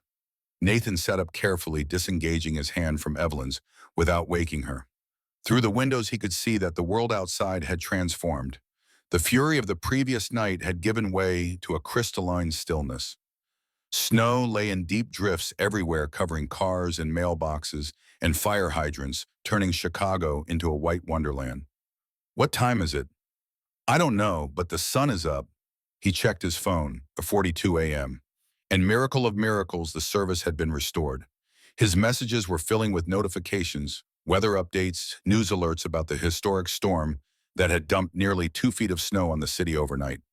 Around them, the restaurant was beginning to stir. Other guests were waking, stretching, gathering their belongings. The smell of fresh coffee wafted from the bar, and the staff were beginning to pass out pastries and fruit from whatever the kitchen had managed to scavenge. Evelyn woke with a start when Nathan stood up, her eyes wide for a moment before she oriented herself. "Storm's over," he said. She looked toward the windows at the brilliant white world beyond, and something in her expression shifted. "It's beautiful." "It is." But Nathan was looking at her, not the snow. Lily tugged at his sleeve. "Can we go home now, Daddy? I want to build a snowman." "We can try. The streets might still be messy." He paused, looking at his daughter seriously. "But first we need to talk about what happened last night. You scared us very badly." Lily's face fell. "I know, I'm really sorry, Daddy. I just wanted to catch a snowflake for you. I thought if I caught a wish, maybe it would help you be happy again." Nathan knelt down to her level. "Lily, I need you to understand something. You're the reason I'm happy. You, just you, being here, being safe, being my daughter. I don't need caught snowflakes or wishes or anything else. I just need you." Lily's eyes filled with tears. "But you've been so sad since Mommy died. And I thought maybe if I did something special." "You are something special." Nathan pulled her into a hug. "Every day, you wake up and smile at me. Every time you laugh at something silly. Every paper snowflake you make, that's special. That's more than enough. I don't need you to go into blizzards to prove you love me. I know you love me. And I love you more than all the snowflakes and all the storms." Lily clung to him. "I'm sorry, I won't do it again. I promise." "Good." He kissed the top of her head. "Because I can't lose you too. Do you understand? I can't." "You won't." Lily pulled back and looked at him with those ancient blue eyes. "Mommy told me, in the storm, she said she would always protect us. Both of us."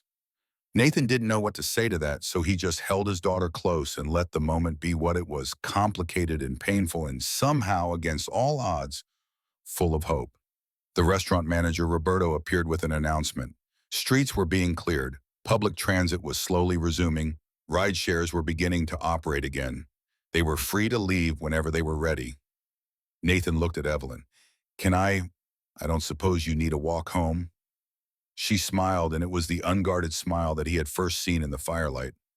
"I live in the opposite direction. Then maybe I could call you a car, or we could share one, or..."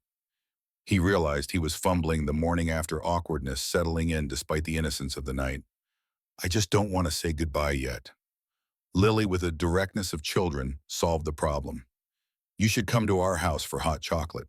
We always have hot chocolate after snow, and we can show you Mom's snowflakes. We have boxes and boxes of them from every year. They're really pretty. Evelyn looked at Nathan, a question in her eyes. You'd be welcome, he said, if you want. She hesitated. He could see the war happening behind her eyes, the wall rising and falling, the fear and the hope battling for dominance. I should probably get home, she said slowly. I need to change, and there's work tomorrow, and Lily's face fell, and Nathan felt his own heart sink, and the moment stretched out unbearably until Evelyn smiled. But maybe you could give me your number, and maybe I could come by later. After I've had a shower and found some clothes that don't smell like I slept in a restaurant. Nathan felt his face break into a grin that probably looked ridiculous, but that he couldn't control. I'd like that. I'd really like that. They exchanged numbers. Nathan programmed hers into his phone with careful attention, as if the digits themselves were precious. Evelyn took his card, a simple thing with just his name and numbers, and the cards he gave to clients who needed their toilets fixed, and she looked at it like it was something valuable. I'll call you, she said. I'll answer. They stood there for a moment, the case of the departing restaurant guests swirling around them, neither quite sure how to end this. Lily solved that problem too. She walked up to Evelyn and raised her arms, the universal child signal for pick me up. Evelyn looked surprised but bent down and lifted the girl into her arms. Thank you for finding me in the storm, Lily said seriously, and for making Daddy smile. Evelyn hugged her, and over the little girl's shoulder, Nathan saw her blink rapidly against tears. Thank you for the paper snowflake, Evelyn said. I'm going to keep it forever. Good. Lily kissed her cheek, a wet, sloppy child's kiss that left Evelyn laughing. See you later for hot chocolate. I'll be there. Lily slid down from Evelyn's arms and took her father's hand, ready to leave, her mission apparently accomplished to her satisfaction. Nathan lingered for just a moment. Last night, he said quietly, when Lily was lost and you went into that storm, thank you. I don't think I said it properly before. You could have been killed. You didn't have to do that. Yes, I did. Evelyn's voice was firm. I had to. I can't explain it any better than that. I just had to. He nodded understanding in a way that went beyond words. Hot chocolate first, he said. Everything else after. She smiled. Hot chocolate first. And then they parted, going their separate ways into the glittering white morning, both of them carrying something that hadn't existed the day before. Not love, not yet, but the soil in which love might grow. A possibility, a hope, a reason to believe that broken things might somehow improbably learn to be whole again. Nathan and Lily walked home through the snow-covered streets, the city slowly coming back to life around them. Plows rumbled past their blades, scraping against pavement. People emerged from buildings with shovels, beginning the long process of digging out. Children squealed and threw snowballs released from the tension of the storm into the joy of its aftermath. Lily chattered the whole way home about the snowflakes they'd made, about how nice Evelyn was, about how Cinnamon had been very brave during the scary parts. Nathan listened with half an ear, the other half still replaying the night, still marveling at the unexpected turn his life had taken. Daddy, Lily said as they turned onto their street, do you think Mom sent the storm?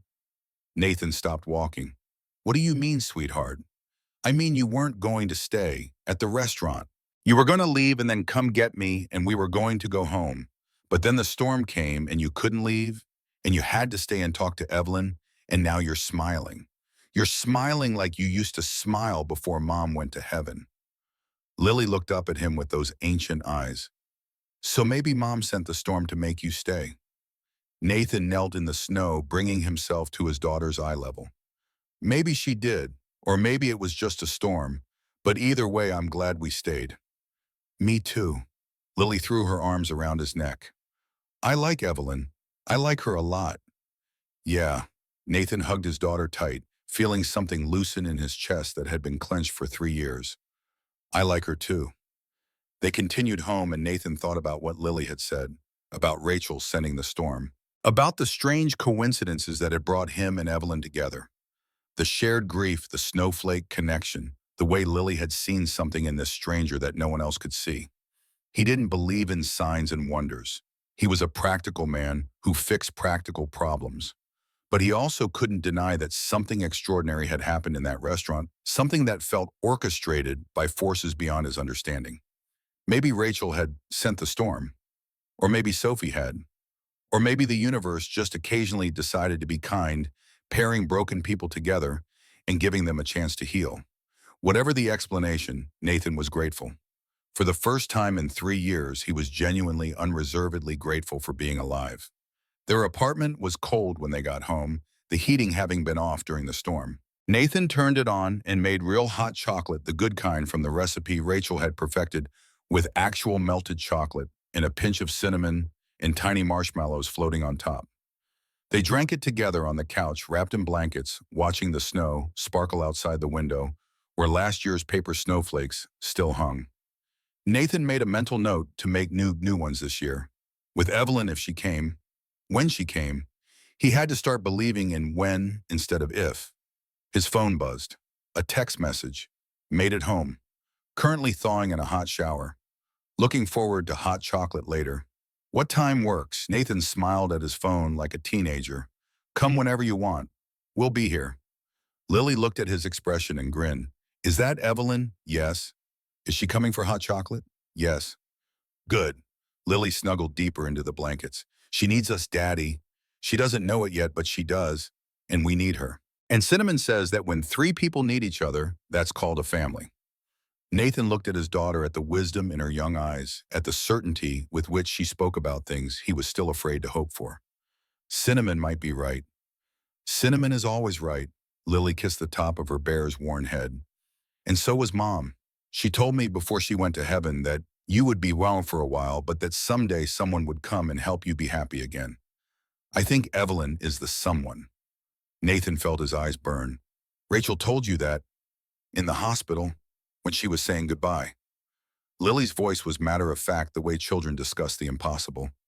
She said she had to go, but that she would send someone to take care of us. She said to watch for snowflakes because that's how I would know. Nathan pulled his daughter close, burying his face in her golden hair. He hadn't known about this conversation. He'd been in the hallway talking to doctors when Rachel and Lily had said their final goodbye. Why didn't you tell me before? Because you weren't ready. You were too sad, but now you're less well, and Evelyn came and she has a snowflake around her neck, and I think it's time. Lily patted his cheek. Don't cry, Daddy. They're happy tears, right? The happiest he managed. They sat together until the apartment warmed up, until the hot chocolate was gone, until the morning turned to afternoon. And when the doorbell rang at 4 o'clock and Nathan opened it to find Evelyn standing there with snowflakes in her hair and a bottle of wine in her hands and an expression of nervous hope on her face, he knew. This was the beginning of something. Not the replacement of what he'd lost, never that, but the growth of something new in the space that grief had carved out. A second chance at joy, a possibility that Lily had seen before he could. Hi, Evelyn said. Hi, he said back. And then Lily was there, pulling Evelyn inside, demanding to show her the snowflake boxes, chattering about cocoa and cinnamon, and how Daddy always made it with too many marshmallows. But that was okay because you could never have too many marshmallows. And Evelyn was laughing, really laughing, the sound filling the small apartment like music. And Nathan was smiling like he used to smile before everything fell apart. And outside, the sun was setting over a city transformed by snow, painting the white world in shades of gold and pink. And somewhere, perhaps, two women who had loved snowflakes were watching, satisfied that their work was done. The days that followed the storm moved with a rhythm Nathan had forgotten existed. Evelyn came for hot chocolate that first afternoon and stayed until Lily fell asleep on the couch between them, her golden head resting against Evelyn's arm as if it belonged there. She came back the next day and the day after that, and somehow, without anyone making a formal decision, she became a fixture in their small apartment, a presence that filled spaces Nathan hadn't realized were empty. They took things slow as they'd promised each other. No grand declarations, no rushing toward a future neither of them was ready to define. Instead, they built something quieter, more careful. Evelyn would arrive after work still in her sharp professional clothes, and within an hour she'd be sitting cross-legged on the floor, helping Lily with homework, or standing at the stove learning Nathan's recipe for the pasta sauce Rachel had taught him years ago. The transformation fascinated him, the way she shed her armor piece by piece, revealing the woman underneath who laughed easily and listened intently and looked at Lily like she was discovering something precious. 2 weeks after the storm, Nathan woke to find Lily already up sitting at the kitchen table with paper and scissors spread before her. Evelyn's paper snowflake, the lopsided one from that first night at Rosewood Bistro, was propped against the salt shaker like a centerpiece. "What are you doing, sweetheart?" Lily looked up with determined concentration. "Making more snowflakes. We need lots of them for when Evelyn comes for Christmas dinner." Nathan's heart stuttered. They hadn't discussed Christmas. It was still 10 days away, and the holiday loomed in his mind the way it always did, heavy with memories of Rachel and the anniversary of her death. He'd been so caught up in the newness of Evelyn that he'd almost managed to forget what December 24th really meant. "Lily, we haven't actually invited Evelyn for Christmas."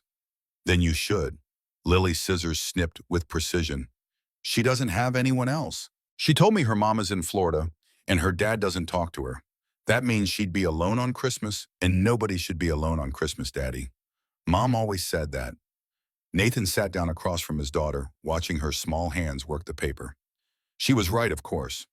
Rachel had believed fiercely in the sacredness of Christmas, in gathering people together, in making sure no one spent the holiday feeling forgotten. Their apartment had always been full on December 25th, overflowing with friends and neighbors, and anyone Rachel had discovered might otherwise be alone. "I'll ask her," he said finally, "but it might be complicated for her. Christmas is hard when you've lost someone." Lily looked at him with those eyes that saw too much. "It's hard for you too, but you still do it. Because of me and because Mom would want you to. Maybe Evelyn needs someone to want her to also." Nathan reached across the table and squeezed his daughter's hand. "When did you get so smart?" "Mom taught me, and cinnamon helps." He laughed, the sound still feeling new in his throat after so many years of silence, and went to make breakfast, while Lily continued her snowflake production. By the time Evelyn arrived that evening, the windows were covered with paper creations, each one different, each one catching the light from the street lamps outside. Evelyn stopped in the doorway when she saw them, her breath catching. "Oh," the word was barely a whisper. "They're beautiful." Lily bounced up from the couch. "I made them for Christmas. You're coming for Christmas, right? Daddy's going to ask you." "I already told him he has to." Nathan felt his face flush. "Lily, I was going to ease into that. Easing takes too long." Lily grabbed Evelyn's hand and pulled her toward the window display. "See, this one is for you because it has 6 points like the one on your necklace. And this one is for Daddy because it's kind of crooked but in a nice way. And this one is for me because it has a heart shape in the middle, see? And this one..." Nathan watched Evelyn's face as Lily continued her tour of the snowflakes. He saw the moment when emotion overcame her, the way her jaw tightened and her eyes grew bright. She knelt down to Lily's level and pulled the girl into a hug that seemed to surprise them both. "I would love to come for Christmas."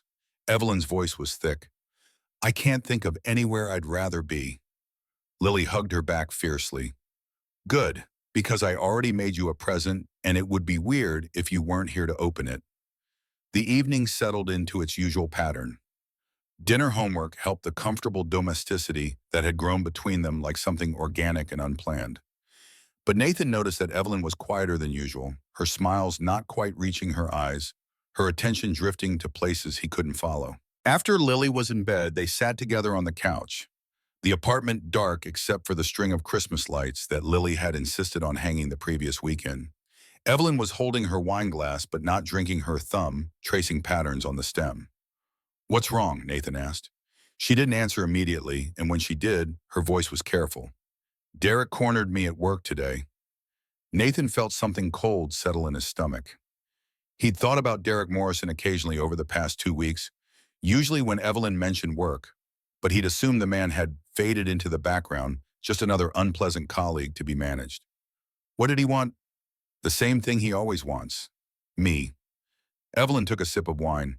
"But he's getting more aggressive about it, making comments about my new friend, asking questions about where I've been spending my evenings. He came into my office today and closed the door, and for a moment I thought..." She didn't finish, but Nathan understood. The fear in her voice was real. "Did he threaten you?" "Not directly. He's too smart for that. But he made it clear that he's watching, that he knows about us, and that he thinks I'm making a mistake. Evelyn set down her wine glass. He said some things about you, about how you're not in my league, how I'm slumming, how eventually I'll get bored with playing house with a handyman and his kid. Nathan absorbed the words, feeling them land like blows. The insecurity that he'd been fighting since that first night at Rosewood Bistro rose up again, whispering that Derek was right, that this was all too good to last, that eventually Evelyn would see him clearly and realize she'd made an error. Maybe he has a point. Evelyn's head snapped toward him. Excuse me. Look at your life, Evelyn. Look at mine. You run million-dollar campaigns. I fix broken toilets. You wear clothes that cost more than my monthly rent. I shop at thrift stores because that's all I can afford. You belong in penthouses and boardrooms. I belong in basements and crawl spaces. Nathan heard the bitterness in his own voice and couldn't stop it. Derek's an ass, but he's not wrong about everything. Evelyn stared at him for a long moment, her expression unreadable. Then she stood up, and for a terrible second, Nathan thought she was leaving, thought his self-destructive spiral had finally pushed her away. Instead, she walked to the window, to the snowflakes Lily had made, and stood there with her back to him. You know what Sophie used to say about me? Her voice was quiet. She said I was the smartest dumb person she'd ever met. Straight A's in school, top of my class at Northwestern, youngest senior director in the history of Morrison and Associates. But when it came to understanding what actually matters, I was hopeless. I chased money and status and the approval of people who didn't care about me, and I called it success. She turned to face him.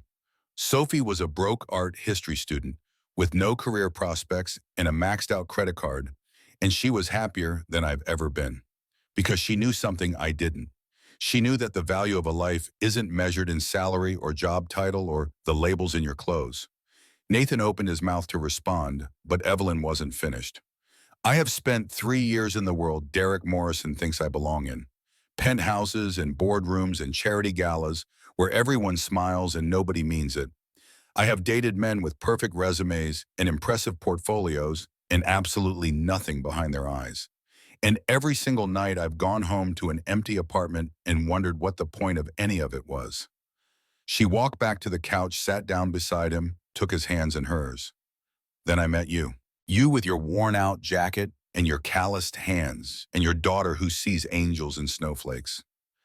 And for the first time in years, I felt something. Something real. Something that matters.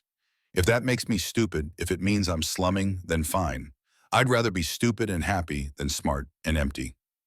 Nathan looked at her, at the fierce conviction in her eyes, and felt something shift inside him. The wall he'd been trying to rebuild, the protection against inevitable disappointment, it crumbled under the weight of her words. I'm scared.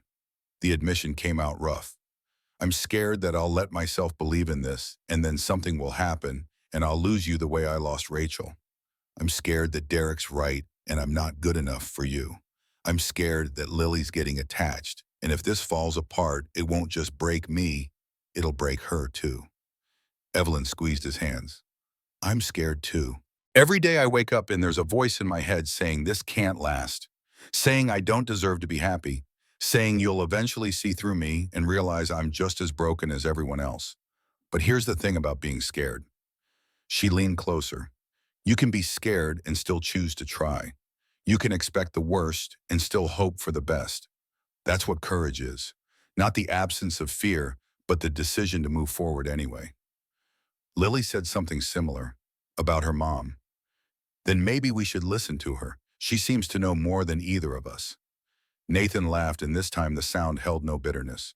He pulled Evelyn close, wrapping his arms around her, feeling her heart beat against his chest. Derek won't stop, he said into her hair. Men like that when they don't get what they want. Let me worry about Derek. I've been handling him for 5 years. I know his weaknesses. What are his weaknesses? Evelyn smiled against his shoulder. His ego. His assumption that everyone can be bought or intimidated. And his complete inability to believe that a woman might genuinely prefer someone else. She pulled back to look at him. I'm not going to let him ruin this. Whatever this is, wherever it goes, it's ours, not his, and I'll fight for it. Nathan believed her.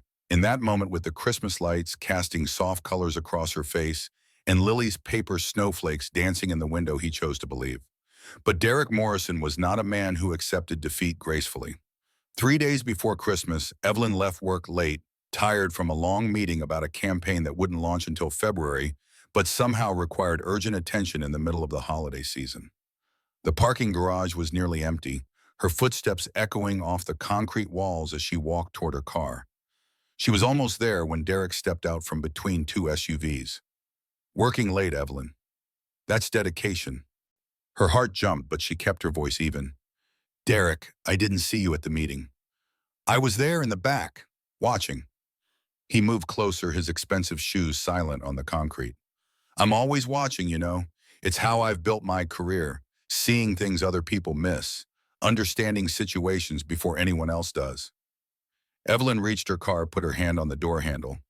Good for you. Now, if you'll excuse me, he's using you. Derek's voice was casual, conversational. The handyman, I'm sure he seems genuine, all that wounded widower charm. But think about it. A man in his position struggling to make ends meet suddenly has a senior director from Morrison and Associates interested in him. He'd be an idiot not to play that for all it's worth. Nathan isn't playing anything. He didn't even know who I was when we met. Didn't he? Derek smiled, and there was something reptilian in it. You sure about that? 'Cause I did a little digging. Turns out his wife's hospital bills were significant. Turns out he's been struggling financially for years. Turns out he's got a daughter who's going to need college someday and a job that pays by the hour. He moved closer, still close enough that Evelyn could smell his cologne. A man like that meets a woman like you. He sees a solution to all his problems. He just has to be patient, charming, vulnerable enough to trigger your rescue instinct. You're disgusting. I'm realistic. Something you've never been good at, Evelyn. You see what you want to see. It's your fatal flaw. You wanted to believe Marcus loved you, so you ignored all the signs that he was sleeping with your best friend. You want to believe the handyman loves you, so you're ignoring the obvious truth that you're his meal ticket. Evelyn yanked open her car door. Stay away from me, Derek, and stay away from Nathan. Or what? Derek's smile widened. You'll report me to HR. Go ahead. My father is HR, among other things. You'll find that complaints against Morrison family members have a way of disappearing. He stepped back, spreading his hands in mock innocence. I'm just trying to help, trying to save you from another heartbreak. But if you want to learn the hard way, be my guest. I'll be here when it falls apart. I'm always here. Evelyn drove home with her hands shaking on the wheel. She told herself not to listen, told herself that Derek was a liar and a manipulator, that nothing he said could be trusted. But the poison had been planted, and she felt it spreading through her thoughts. Nathan's financial struggles. She'd never asked about them, never thought to. Was it possible? Could the connection between them be less spontaneous than it seemed? Could everything, the charm and the vulnerability and the perfect daughter, be part of some calculated play? No, she refused to believe it. Nathan wasn't capable of that kind of deception. She'd looked into his eyes and seen real pain, real hope, real fear. That couldn't be faked. Could it? She didn't go to Nathan's apartment that night. She told herself it was because she was tired, because she needed time to think, because sometimes couples needed space. But the real reason was uglier than that. The real reason was that Derek's words had found their target, and she needed to examine the wound before she could face Nathan again. She didn't go the next night either. Nathan noticed, of course. His text grew increasingly concerned. Is everything okay? Did I do something wrong? Lily keeps asking about you. But Evelyn didn't know how to respond. What could she say? Derek accused you of being a gold digger, and I can't stop thinking about it. That would be the end of everything, and she wasn't ready for that end. She wasn't sure she'd survive another ending. On Christmas Eve morning, Evelyn woke to a text from an unknown number. You should see this. A friend. Attached was a photograph. Evelyn opened it and felt her world tilt. The image showed Nathan and a woman. They were standing close together, his hand on her arm, her face turned up toward his. The woman was beautiful, dark-haired, and smiling, and she was looking at Nathan with unmistakable intimacy. Evelyn stared at the photograph for a long time. Her hands had gone numb. Her heart was doing something strange, racing and stopping by turns. The text came from Derek. It had to. But that didn't mean the photograph was fake. She dressed mechanically, poured coffee she didn't drink, and sat in her empty apartment while Christmas Eve ticked by outside her windows. Families were gathering, children were anticipating presents, and she was alone again, just as she had always been, just as she had always expected to be. Her phone rang. Nathan. She let it go to voicemail. He called again and again. The voicemails accumulated. Evelyn, please call me back. I don't know what's happening, but Lily's been crying all morning because you're not here. We were supposed to make cookies today. Please. It's Nathan again. I don't know what I did wrong, but I'm sorry. Whatever it is, I'm sorry. Just talk to me. Evelyn, it's Christmas Eve. Rachel died on Christmas Eve, and now you're disappearing on Christmas Eve. Please, I can't do this alone. Not today. That last message broke something in her. The rawness of his voice, the desperation that she recognized because she'd felt it herself. This wasn't the voice of a man running a car. This was the voice of a man who was breaking. She picked up her phone and looked at the photograph again. Really looked this time without the panic and the paranoia. And she noticed something she'd missed before. The woman in the photograph was wearing a green sweater. The same green sweater from the picture Nathan kept on his mantle. The picture of Rachel. The photograph was old. The woman was Rachel. Derek had found an old picture of Nathan with his wife and sent it to Evelyn, hoping she wouldn't look closely, hoping the damage would be done before she could see the truth. The rage that filled her was unlike anything she'd ever felt. It was hot and clean and clarifying, burning away the doubt and the fear and leaving only certainty. Derek Morrison had tried to destroy the first real thing she'd felt in years. He'd used her trauma against her, exploited her insecurities, weaponized her history of betrayal. And he'd almost succeeded. But he'd made a mistake. He'd underestimated her. And he'd underestimated what she was willing to fight for. Evelyn grabbed her coat and her keys and headed for the door. She had 2 stops to make. The first was Derek's apartment. He answered in his robe, clearly surprised to see her, his expression shifting quickly from shock to satisfaction. Evelyn, I didn't expect... She held up her phone, the photograph displayed. Nice try. His satisfaction flickered. I don't know what you're... It's his dead wife, Derek. The woman in the picture is Rachel Cole, who died 3 years ago. Did you really think I wouldn't figure that out? Did you really think I was that stupid? Derek's face went through several expressions before settling on defensive anger. I was trying to protect you. You're so blinded by this fantasy you've constructed that you can't see... I see perfectly clearly. I see a pathetic man who can't accept that a woman might choose someone else over him. I see someone so threatened by genuine connection that he has to destroy it. I see a coward who hides behind his father's company and thinks that makes him powerful. Evelyn stepped closer and Derek actually stepped back. But here's what you don't see, Derek. You don't see that I have documentation of every inappropriate comment you've made to female employees over the past 5 years. You don't see that 3 women have already agreed to corroborate my account of your behavior. And you don't see that I've already scheduled a meeting with your father for January 2nd, where I will present him with a choice, his company's reputation or his son's position. Derek had gone pale. You're bluffing. Try me. Evelyn smiled, and it was not a kind smile. Merry Christmas, Derek. I hope you enjoy it. It might be the last one you spend as a Morrison & Associates employee. She turned and walked away, leaving him standing in his doorway, his robe flapping in the cold wind. The second stop was Nathan's apartment. When he opened the door, his face was gaunt, his eyes red.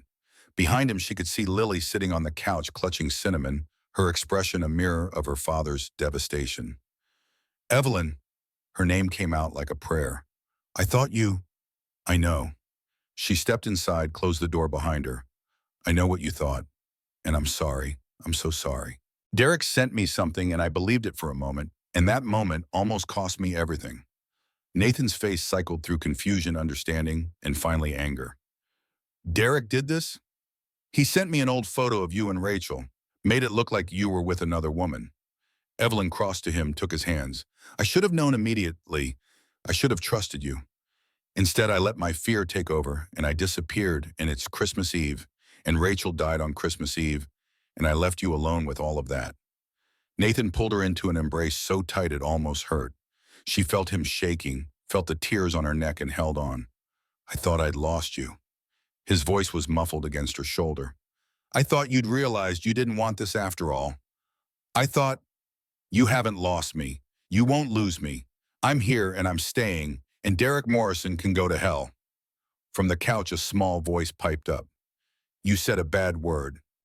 Evelyn laughed, the sound wet with tears. I did. I'm sorry, Lily. That was inappropriate. Lily got up from the couch and walked over to them, her expression serious.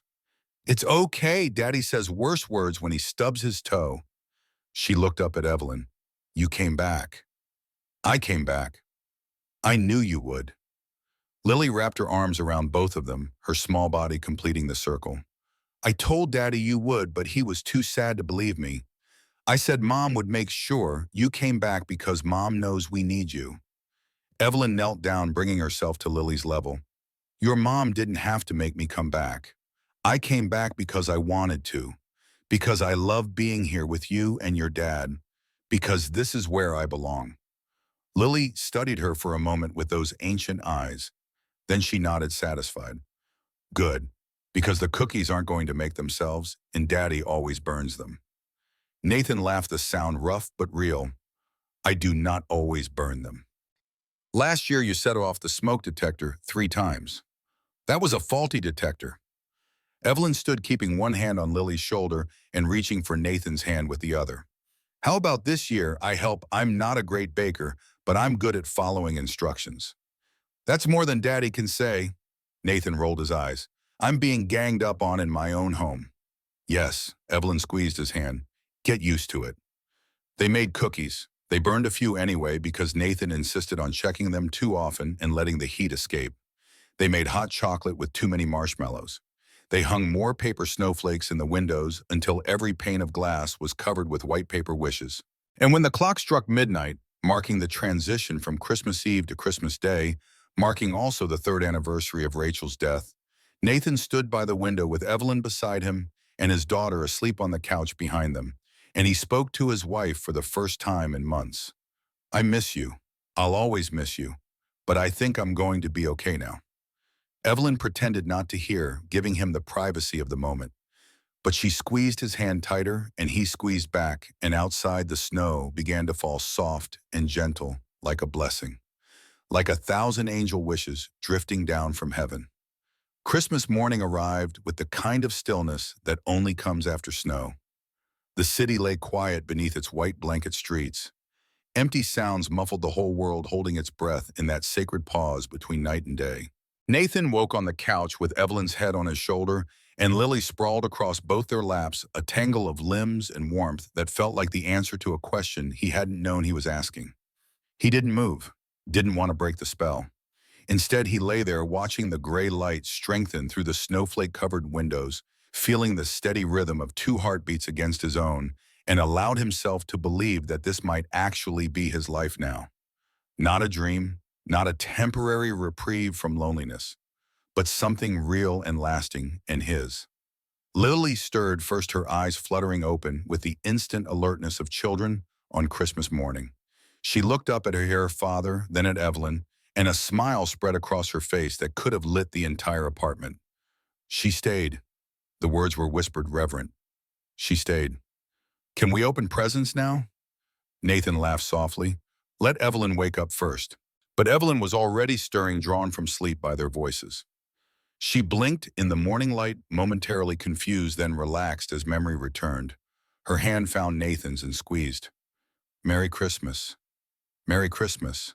He kissed her forehead, a gesture so natural it surprised them both. Fair warning, Lily has been patient for approximately 30 seconds, which is a new record. Lily bounced off the couch. Presents, Daddy. Can we please do presents now? The next hour was chaos in the best possible way. Wrapping paper flew. Lily shrieked with delight over a new art set, a book about stars and a stuffed penguin that she immediately introduced to Cinnamon as his new best friend.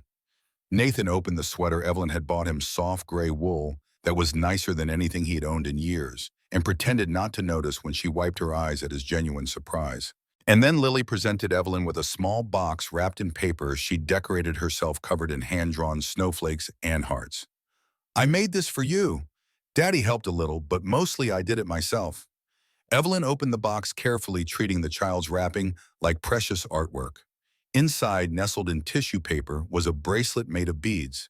Most were simple wooden spheres painted blue and white, but in the center hung a small charm, a silver snowflake that matched the one around Evelyn's neck. "Daddy found the charm at a store." Lily's voice was suddenly shy. "I picked the beads. Blue because that's the color of your eyes when you're happy, and white because of the snow when we met."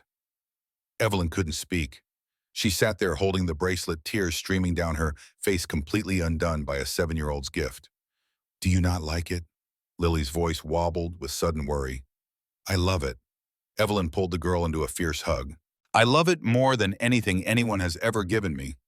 I'm going to wear it every single day, even to work, especially to work, so everyone can see how lucky I am." Lily beamed and helped Evelyn clasp the bracelet around her wrist. The silver snowflake caught the light twin to the one at her throat, and Evelyn thought about Sophie, about how her sister would have loved this moment, this child, this unexpected gift of belonging. After the presents were opened and the wrapping paper collected, they made breakfast together. Pancakes shaped like snowmen because Lily insisted, with chocolate chip buttons and strawberry slice scarves. Nathan burned 2 batches before getting it right, and Evelyn laughed at his cursing, and Lily declared it the best Christmas breakfast ever, even though the pancakes were slightly lopsided. They ate at the small kitchen table, squeezed together on chairs that weren't quite big enough, bumping elbows and stealing bites from each other's plates. Outside, the snow continued to fall, adding to the accumulation from the night before, sealing them inside their warm bubble of happiness. It was after breakfast, while Lily was occupied introducing her new penguin to the rest of her stuffed animal collection, that Nathan excused himself to the bedroom. He'd been putting this off, avoiding it with the practiced skill of someone who had learned to sidestep pain. But it was Christmas. It was the 3rd anniversary, and there was something he needed to do. In the closet on the top shelf, behind boxes of old tax returns and winter clothes they never wore, was a plastic container labeled Rachel Personal. He hadn't opened it since the weeks after her death, when he'd sorted through her belongings with numb efficiency, keeping some things, donating others, unable to process any of it properly. He pulled the container down and sat on the edge of the bed. His hands were shaking as he removed the lid. Inside were the small treasures of a life cut short. Rachel's nursing school diploma, a stack of photographs from their wedding, the hospital bracelet from Lily's birth, a journal with a worn leather cover that Rachel had written in every night before bed, and at the bottom an envelope he didn't remember seeing before. It was sealed. His name was written on the front in Rachel's handwriting. Nathan stared at it for a long moment, his heart pounding. Had she written this before she died? Some premonition, some preparation for the worst? Or was it something mundane, a note she'd tucked away and forgotten? He opened it with trembling fingers. "My darling Nathan, if you're reading this, something has happened and I'm not there anymore. I hope that's not true. I hope I'm sitting right next to you, laughing at how dramatic I was, making you promise to burn this letter and never speak of it again. But if I'm not, if the worst has happened, then there are things I need you to know. First, I love you. I have loved you since you walked into my ER with a broken rib and a terrible attitude, complaining about everything while secretly being terrified. I saw through you immediately.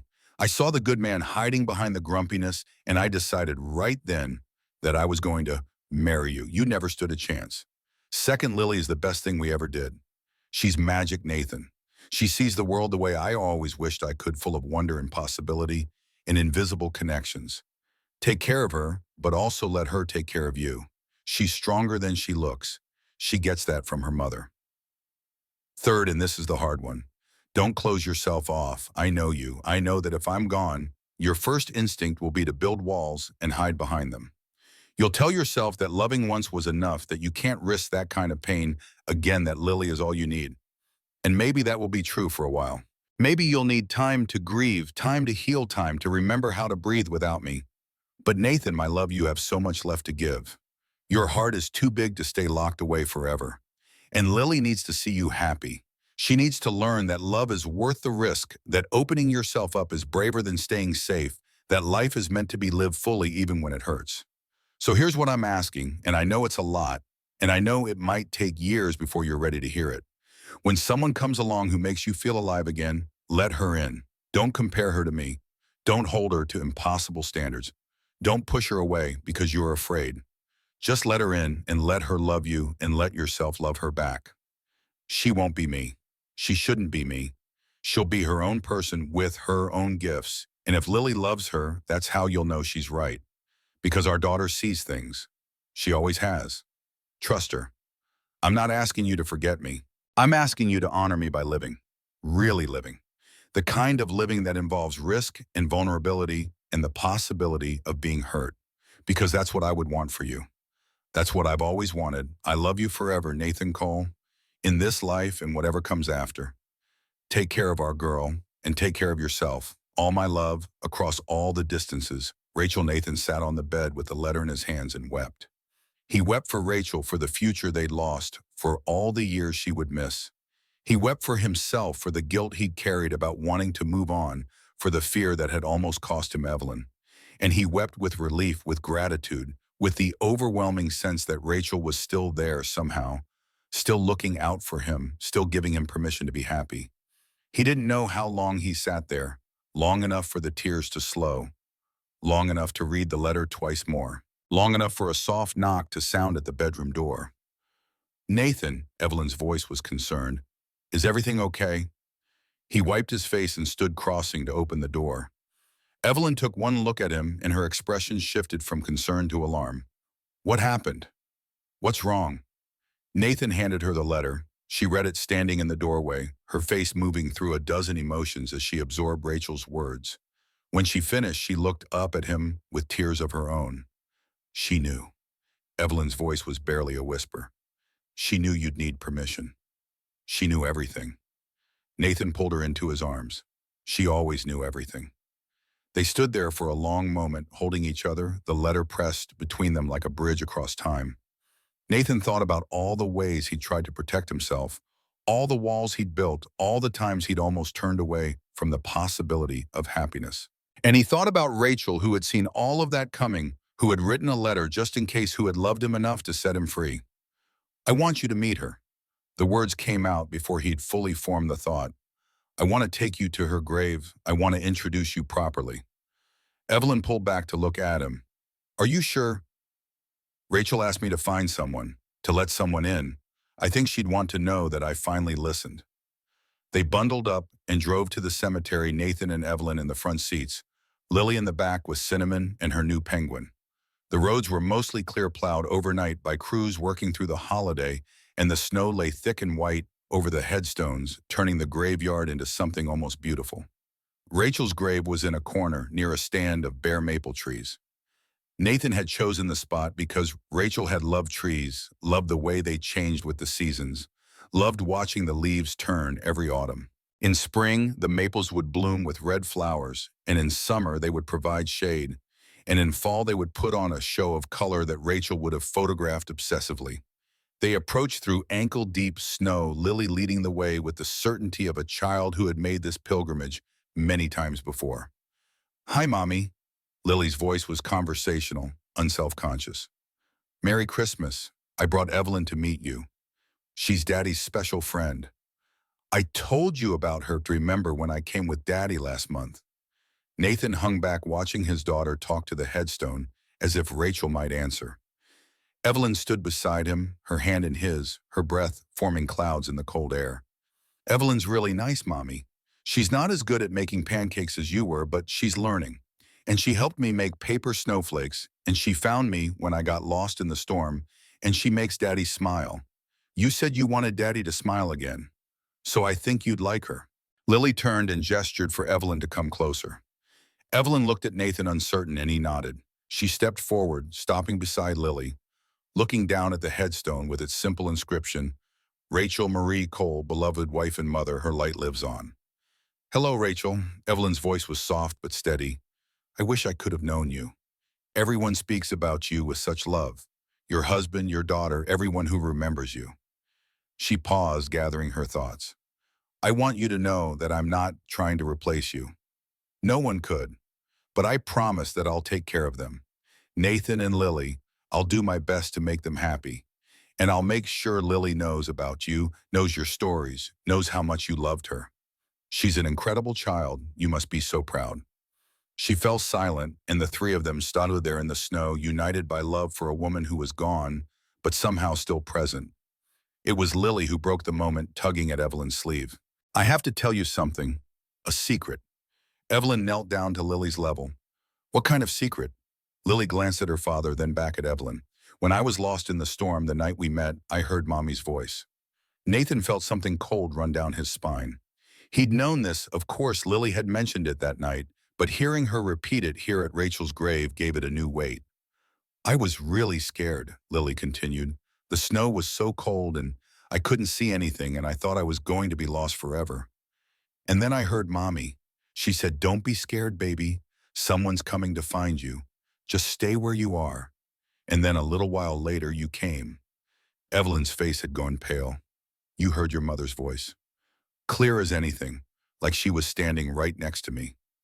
Lily's blue eyes were ancient and certain. "That's how I knew you were special, because Mommy sent you.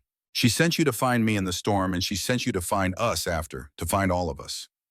Nathan didn't know what to believe. He was a practical man, not prone to mystical thinking. But he'd learned over the past 3 years that there were things in the world that couldn't be explained, connections that transcended logic, love that didn't end just because someone stopped breathing. "Maybe she did." His voice came out rough. "Maybe your mom has been watching out for us this whole time." Lily nodded solemnly. "She has. She told me she would before she went to heaven. She said she'd always be there even when I couldn't see her, and she was right." They stayed at the cemetery for a while longer, Lily chatting to her mother about Christmas presents and new friends and all the things that had happened since her last visit. Then the cold became too much, and they trudged back to the car, brushing snow from their coat's breath, coming in white clouds. On the drive home, Lily fell asleep in the P's seat, exhausted by the emotional morning. Nathan reached across and took Evelyn's hand. "Thank you for coming, for understanding, for all of it. Thank you for letting me in." Evelyn squeezed his hand. "I know how hard that must have been. Rachel made it easier." He thought about the letter, about the gift his wife had given him from beyond the grave. She made everything easier. The rest of Christmas Day passed in a warm blur. They watched movies on the couch, all three of them, under blankets, Lily wedged between Nathan and Evelyn, like she belonged there. They ate leftover cookies for dinner because no one felt like cooking. They played board games that Lily won because the adults weren't really trying, and then they played more board games where the adults did try, and Lily still won because she was ruthless at strategy. When bedtime came, Lily insisted that Evelyn be the one to tuck her in. "Tell me a story. Not one from a book, a real story." Evelyn sat on the edge of Lily's bed, searching for the right tale. "Did I ever tell you about my sister Sophie?" Lily shook her head, clutching cinnamon. "Sophie was the bravest person I ever knew. She wasn't brave the way people in movies are brave, with swords and battles and dramatic speeches. She was brave in smaller ways. She was brave enough to believe in magic when everyone else had stopped. She was brave enough to see the good in people, even when they didn't deserve it. And she was brave enough to love with her whole heart, even though she knew that love can hurt." Lily listened with wide eyes. "What happened to her?" "She died a long time ago in an accident." Evelyn's voice was steady, but her hand found the snowflake at her throat. "But here's the thing I've learned, Lily. People who love us don't really leave. They stay in our hearts, in our memories, in the way we see the world. Your mom is still with you because you carry her inside you. And Sophie is still with me because I carry her inside me. And as long as we remember them, as long as we keep loving them, they're never really gone." Lily was quiet for a moment, processing this. Then she reached up and touched Evelyn's necklace. "Sophie gave you this, yes. And you wear it every day. Every single day." Lily nodded, satisfied. "That's good. That's how she knows you still love her." Evelyn bent and kissed Lily's forehead. "You're very wise for 7 years old." "Daddy says I'm an old soul. I don't know what that means, but I think it's good. It's very good. It means you understand things that most people take a lifetime to learn." Lily yawned, her eyes growing heavy. "Evelyn, will you be here tomorrow?" "Yes." "And the day after?" "Yes." "And forever." Evelyn looked at the small face on the pillow, at the blue eyes that were so like her mother's, at the trust that she'd somehow been deemed worthy of receiving. Yes, Lily, forever. The child smiled and closed her eyes, and within moments she was asleep. Evelyn sat there for a while, watching her breathe, feeling the weight of the promise she'd just made. Forever was a long time. Forever was terrifying. But looking at this child, thinking about the man waiting in the living room, she knew that forever was exactly what she wanted. She found Nathan on the couch staring at the snowflake-covered windows, lost in thought. She's asleep. He looked up and smiled. Thank you for everything today, for going to the cemetery, for the story, for being here. It means more than I can say. Evelyn sat beside him close enough that their shoulders touched. I want to stay. Tonight, tomorrow, all the nights after. She took a breath. I know it's fast. I know we said we'd take things slow. But life is short, Nathan. We both know that better than anyone. And I don't want to waste any more time being careful when I could be being happy. Nathan turned to face her, his expression serious. Are you sure? Because once Lily gets attached, once I get attached to even more than I already am, there's no going back. We'll be all in, and if it falls apart, it won't. Evelyn took his face in her hands. I'm not going anywhere. I've spent 3 years running from anything that might hurt me, and all I got was a beautiful apartment and a successful career and a loneliness so deep I thought I'd drown in it. I'm done running. I want to build something. With you, with Lily. Something real and messy and imperfect and ours. Nathan's eyes searched hers, looking for doubt, for hesitation, for any sign that this was too good to be true. He found none. Okay. The word was simple, but it held the weight of everything. Okay, let's build something. He kissed her then properly for the first time since the storm. Not the careful, tentative touches they'd shared before, but something deeper. Something that sealed the promise they were making to each other. Outside, the snow continued to fall, and the paper snowflakes swayed in the warm air rising from the heaters, and somewhere a church bell rang midnight, marking the end of Christmas Day. 1 year later, they stood in the same apartment, but everything was different. The windows were covered with paper snowflakes again, but now there were 3 sets of handwriting, visible in the careful cuts and folds. Nathan's were still lopsided. Lily's had grown more intricate with practice. And Evelyn's had improved dramatically, though she still claimed they had character rather than perfection. The apartment itself had changed too. Evelyn had moved in 6 months after that first Christmas, her boxes mixing with Nathan's until it was impossible to tell where one life ended and the other began. Her suits hung in the closet next to his work jackets. Her coffee mug sat beside his on the shelf. And on the mantel next to the photograph of Rachel was a new picture: Nathan, Evelyn, and Lily at the beach last summer, all of them laughing at something Lily had said, frozen in a moment of pure joy. Derek Morrison had been quietly removed from Morrison and Associates in February after Evelyn's meeting with his father revealed the full extent of his inappropriate behavior. The last she'd heard, he'd taken a position at a smaller firm in another city, his fall from grace complete. She rarely thought about him anymore. He'd been a villain in a story that had ended, and she had better things to focus on. Tonight was Christmas Eve, and they were making cookies together in the kitchen. Lily stood on her step stool, carefully pressing shapes into the dough, while Nathan supervised the oven with the wariness of a man who had learned from his mistakes. Evelyn was mixing frosting her bracelet with the snowflake charm, catching the light every time she moved. The first batch is ready. Nathan pulled the tray from the oven with a flourish. And look, not burned. It's a Christmas miracle. Evelyn grinned at him. Your confidence in me is overwhelming. Lily grabbed a still warm cookie and took a bite. These are perfect, Daddy. Almost as good as the ones Mom used to make. Nathan paused, surprised by the casual reference.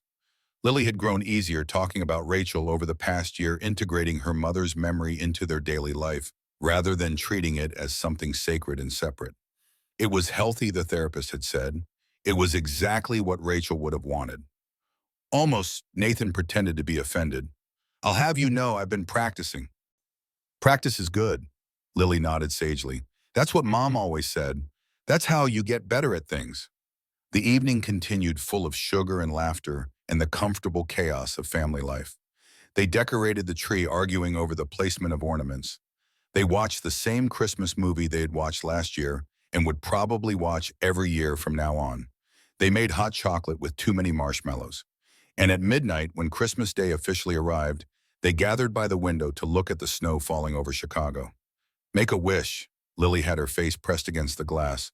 One snowflake for each of us. That's 3 wishes. Nathan looked at Evelyn. She looked back at him. And in that look was everything they'd built together, everything they'd survived, everything they still had ahead of them. I don't need to wish for anything. Nathan's voice was soft. I already have everything I ever wanted. Me too. Evelyn's hand found his. Me too. Lily turned from the window, her expression knowing beyond her years. You're both being mushy again. Get used to it, kid. Nathan scooped his daughter up with one arm, pulling Evelyn close with the other. This is your life now. They stood there, the three of them, silhouetted against the falling snow and the paper snowflakes in the window. Outside, the world was cold and dark and uncertain, full of all the dangers and sorrows that life inevitably brings. But inside this small apartment, in this warm circle of arms and hearts, there was only love. Rachel's paper snowflakes from years past hung among the new ones, a tangible reminder that the dead are never truly gone. Sophie's necklace gleamed at Evelyn's throat, carrying its own weight of memory and meaning. And Cinnamon watched from his place on the couch button, eyes reflecting the Christmas lights, guardian of a family that had been broken and healed and broken and healed again. Because that's what families do. They break and they heal. They lose and they find. They grieve and they love. And if they're lucky, if they're brave enough to let people in despite the fear, they discover that the cracks where the light gets through are also the cracks where the love gets in. Nathan Cole had learned that lesson the hard way. So had Evelyn Harper. But standing here now with his daughter in his arms and his partner at his side and the snow falling like angel wishes outside the window, he understood that the hard way was sometimes the only way. And it was worth it. Every moment of pain, every night of loneliness, every fear he'd had to overcome. It was all worth it because it had led him here. Home. Merry Christmas. Lily yawned against his shoulder. I love you both. We love you too, sweetheart. Nathan kissed her forehead. More than all the snowflakes in all the storms. That's a lot of snowflakes. Yes, it is. Evelyn leaned her head against Nathan's shoulder, watching the snow fall, feeling the warmth of the family she'd found when she'd stopped looking.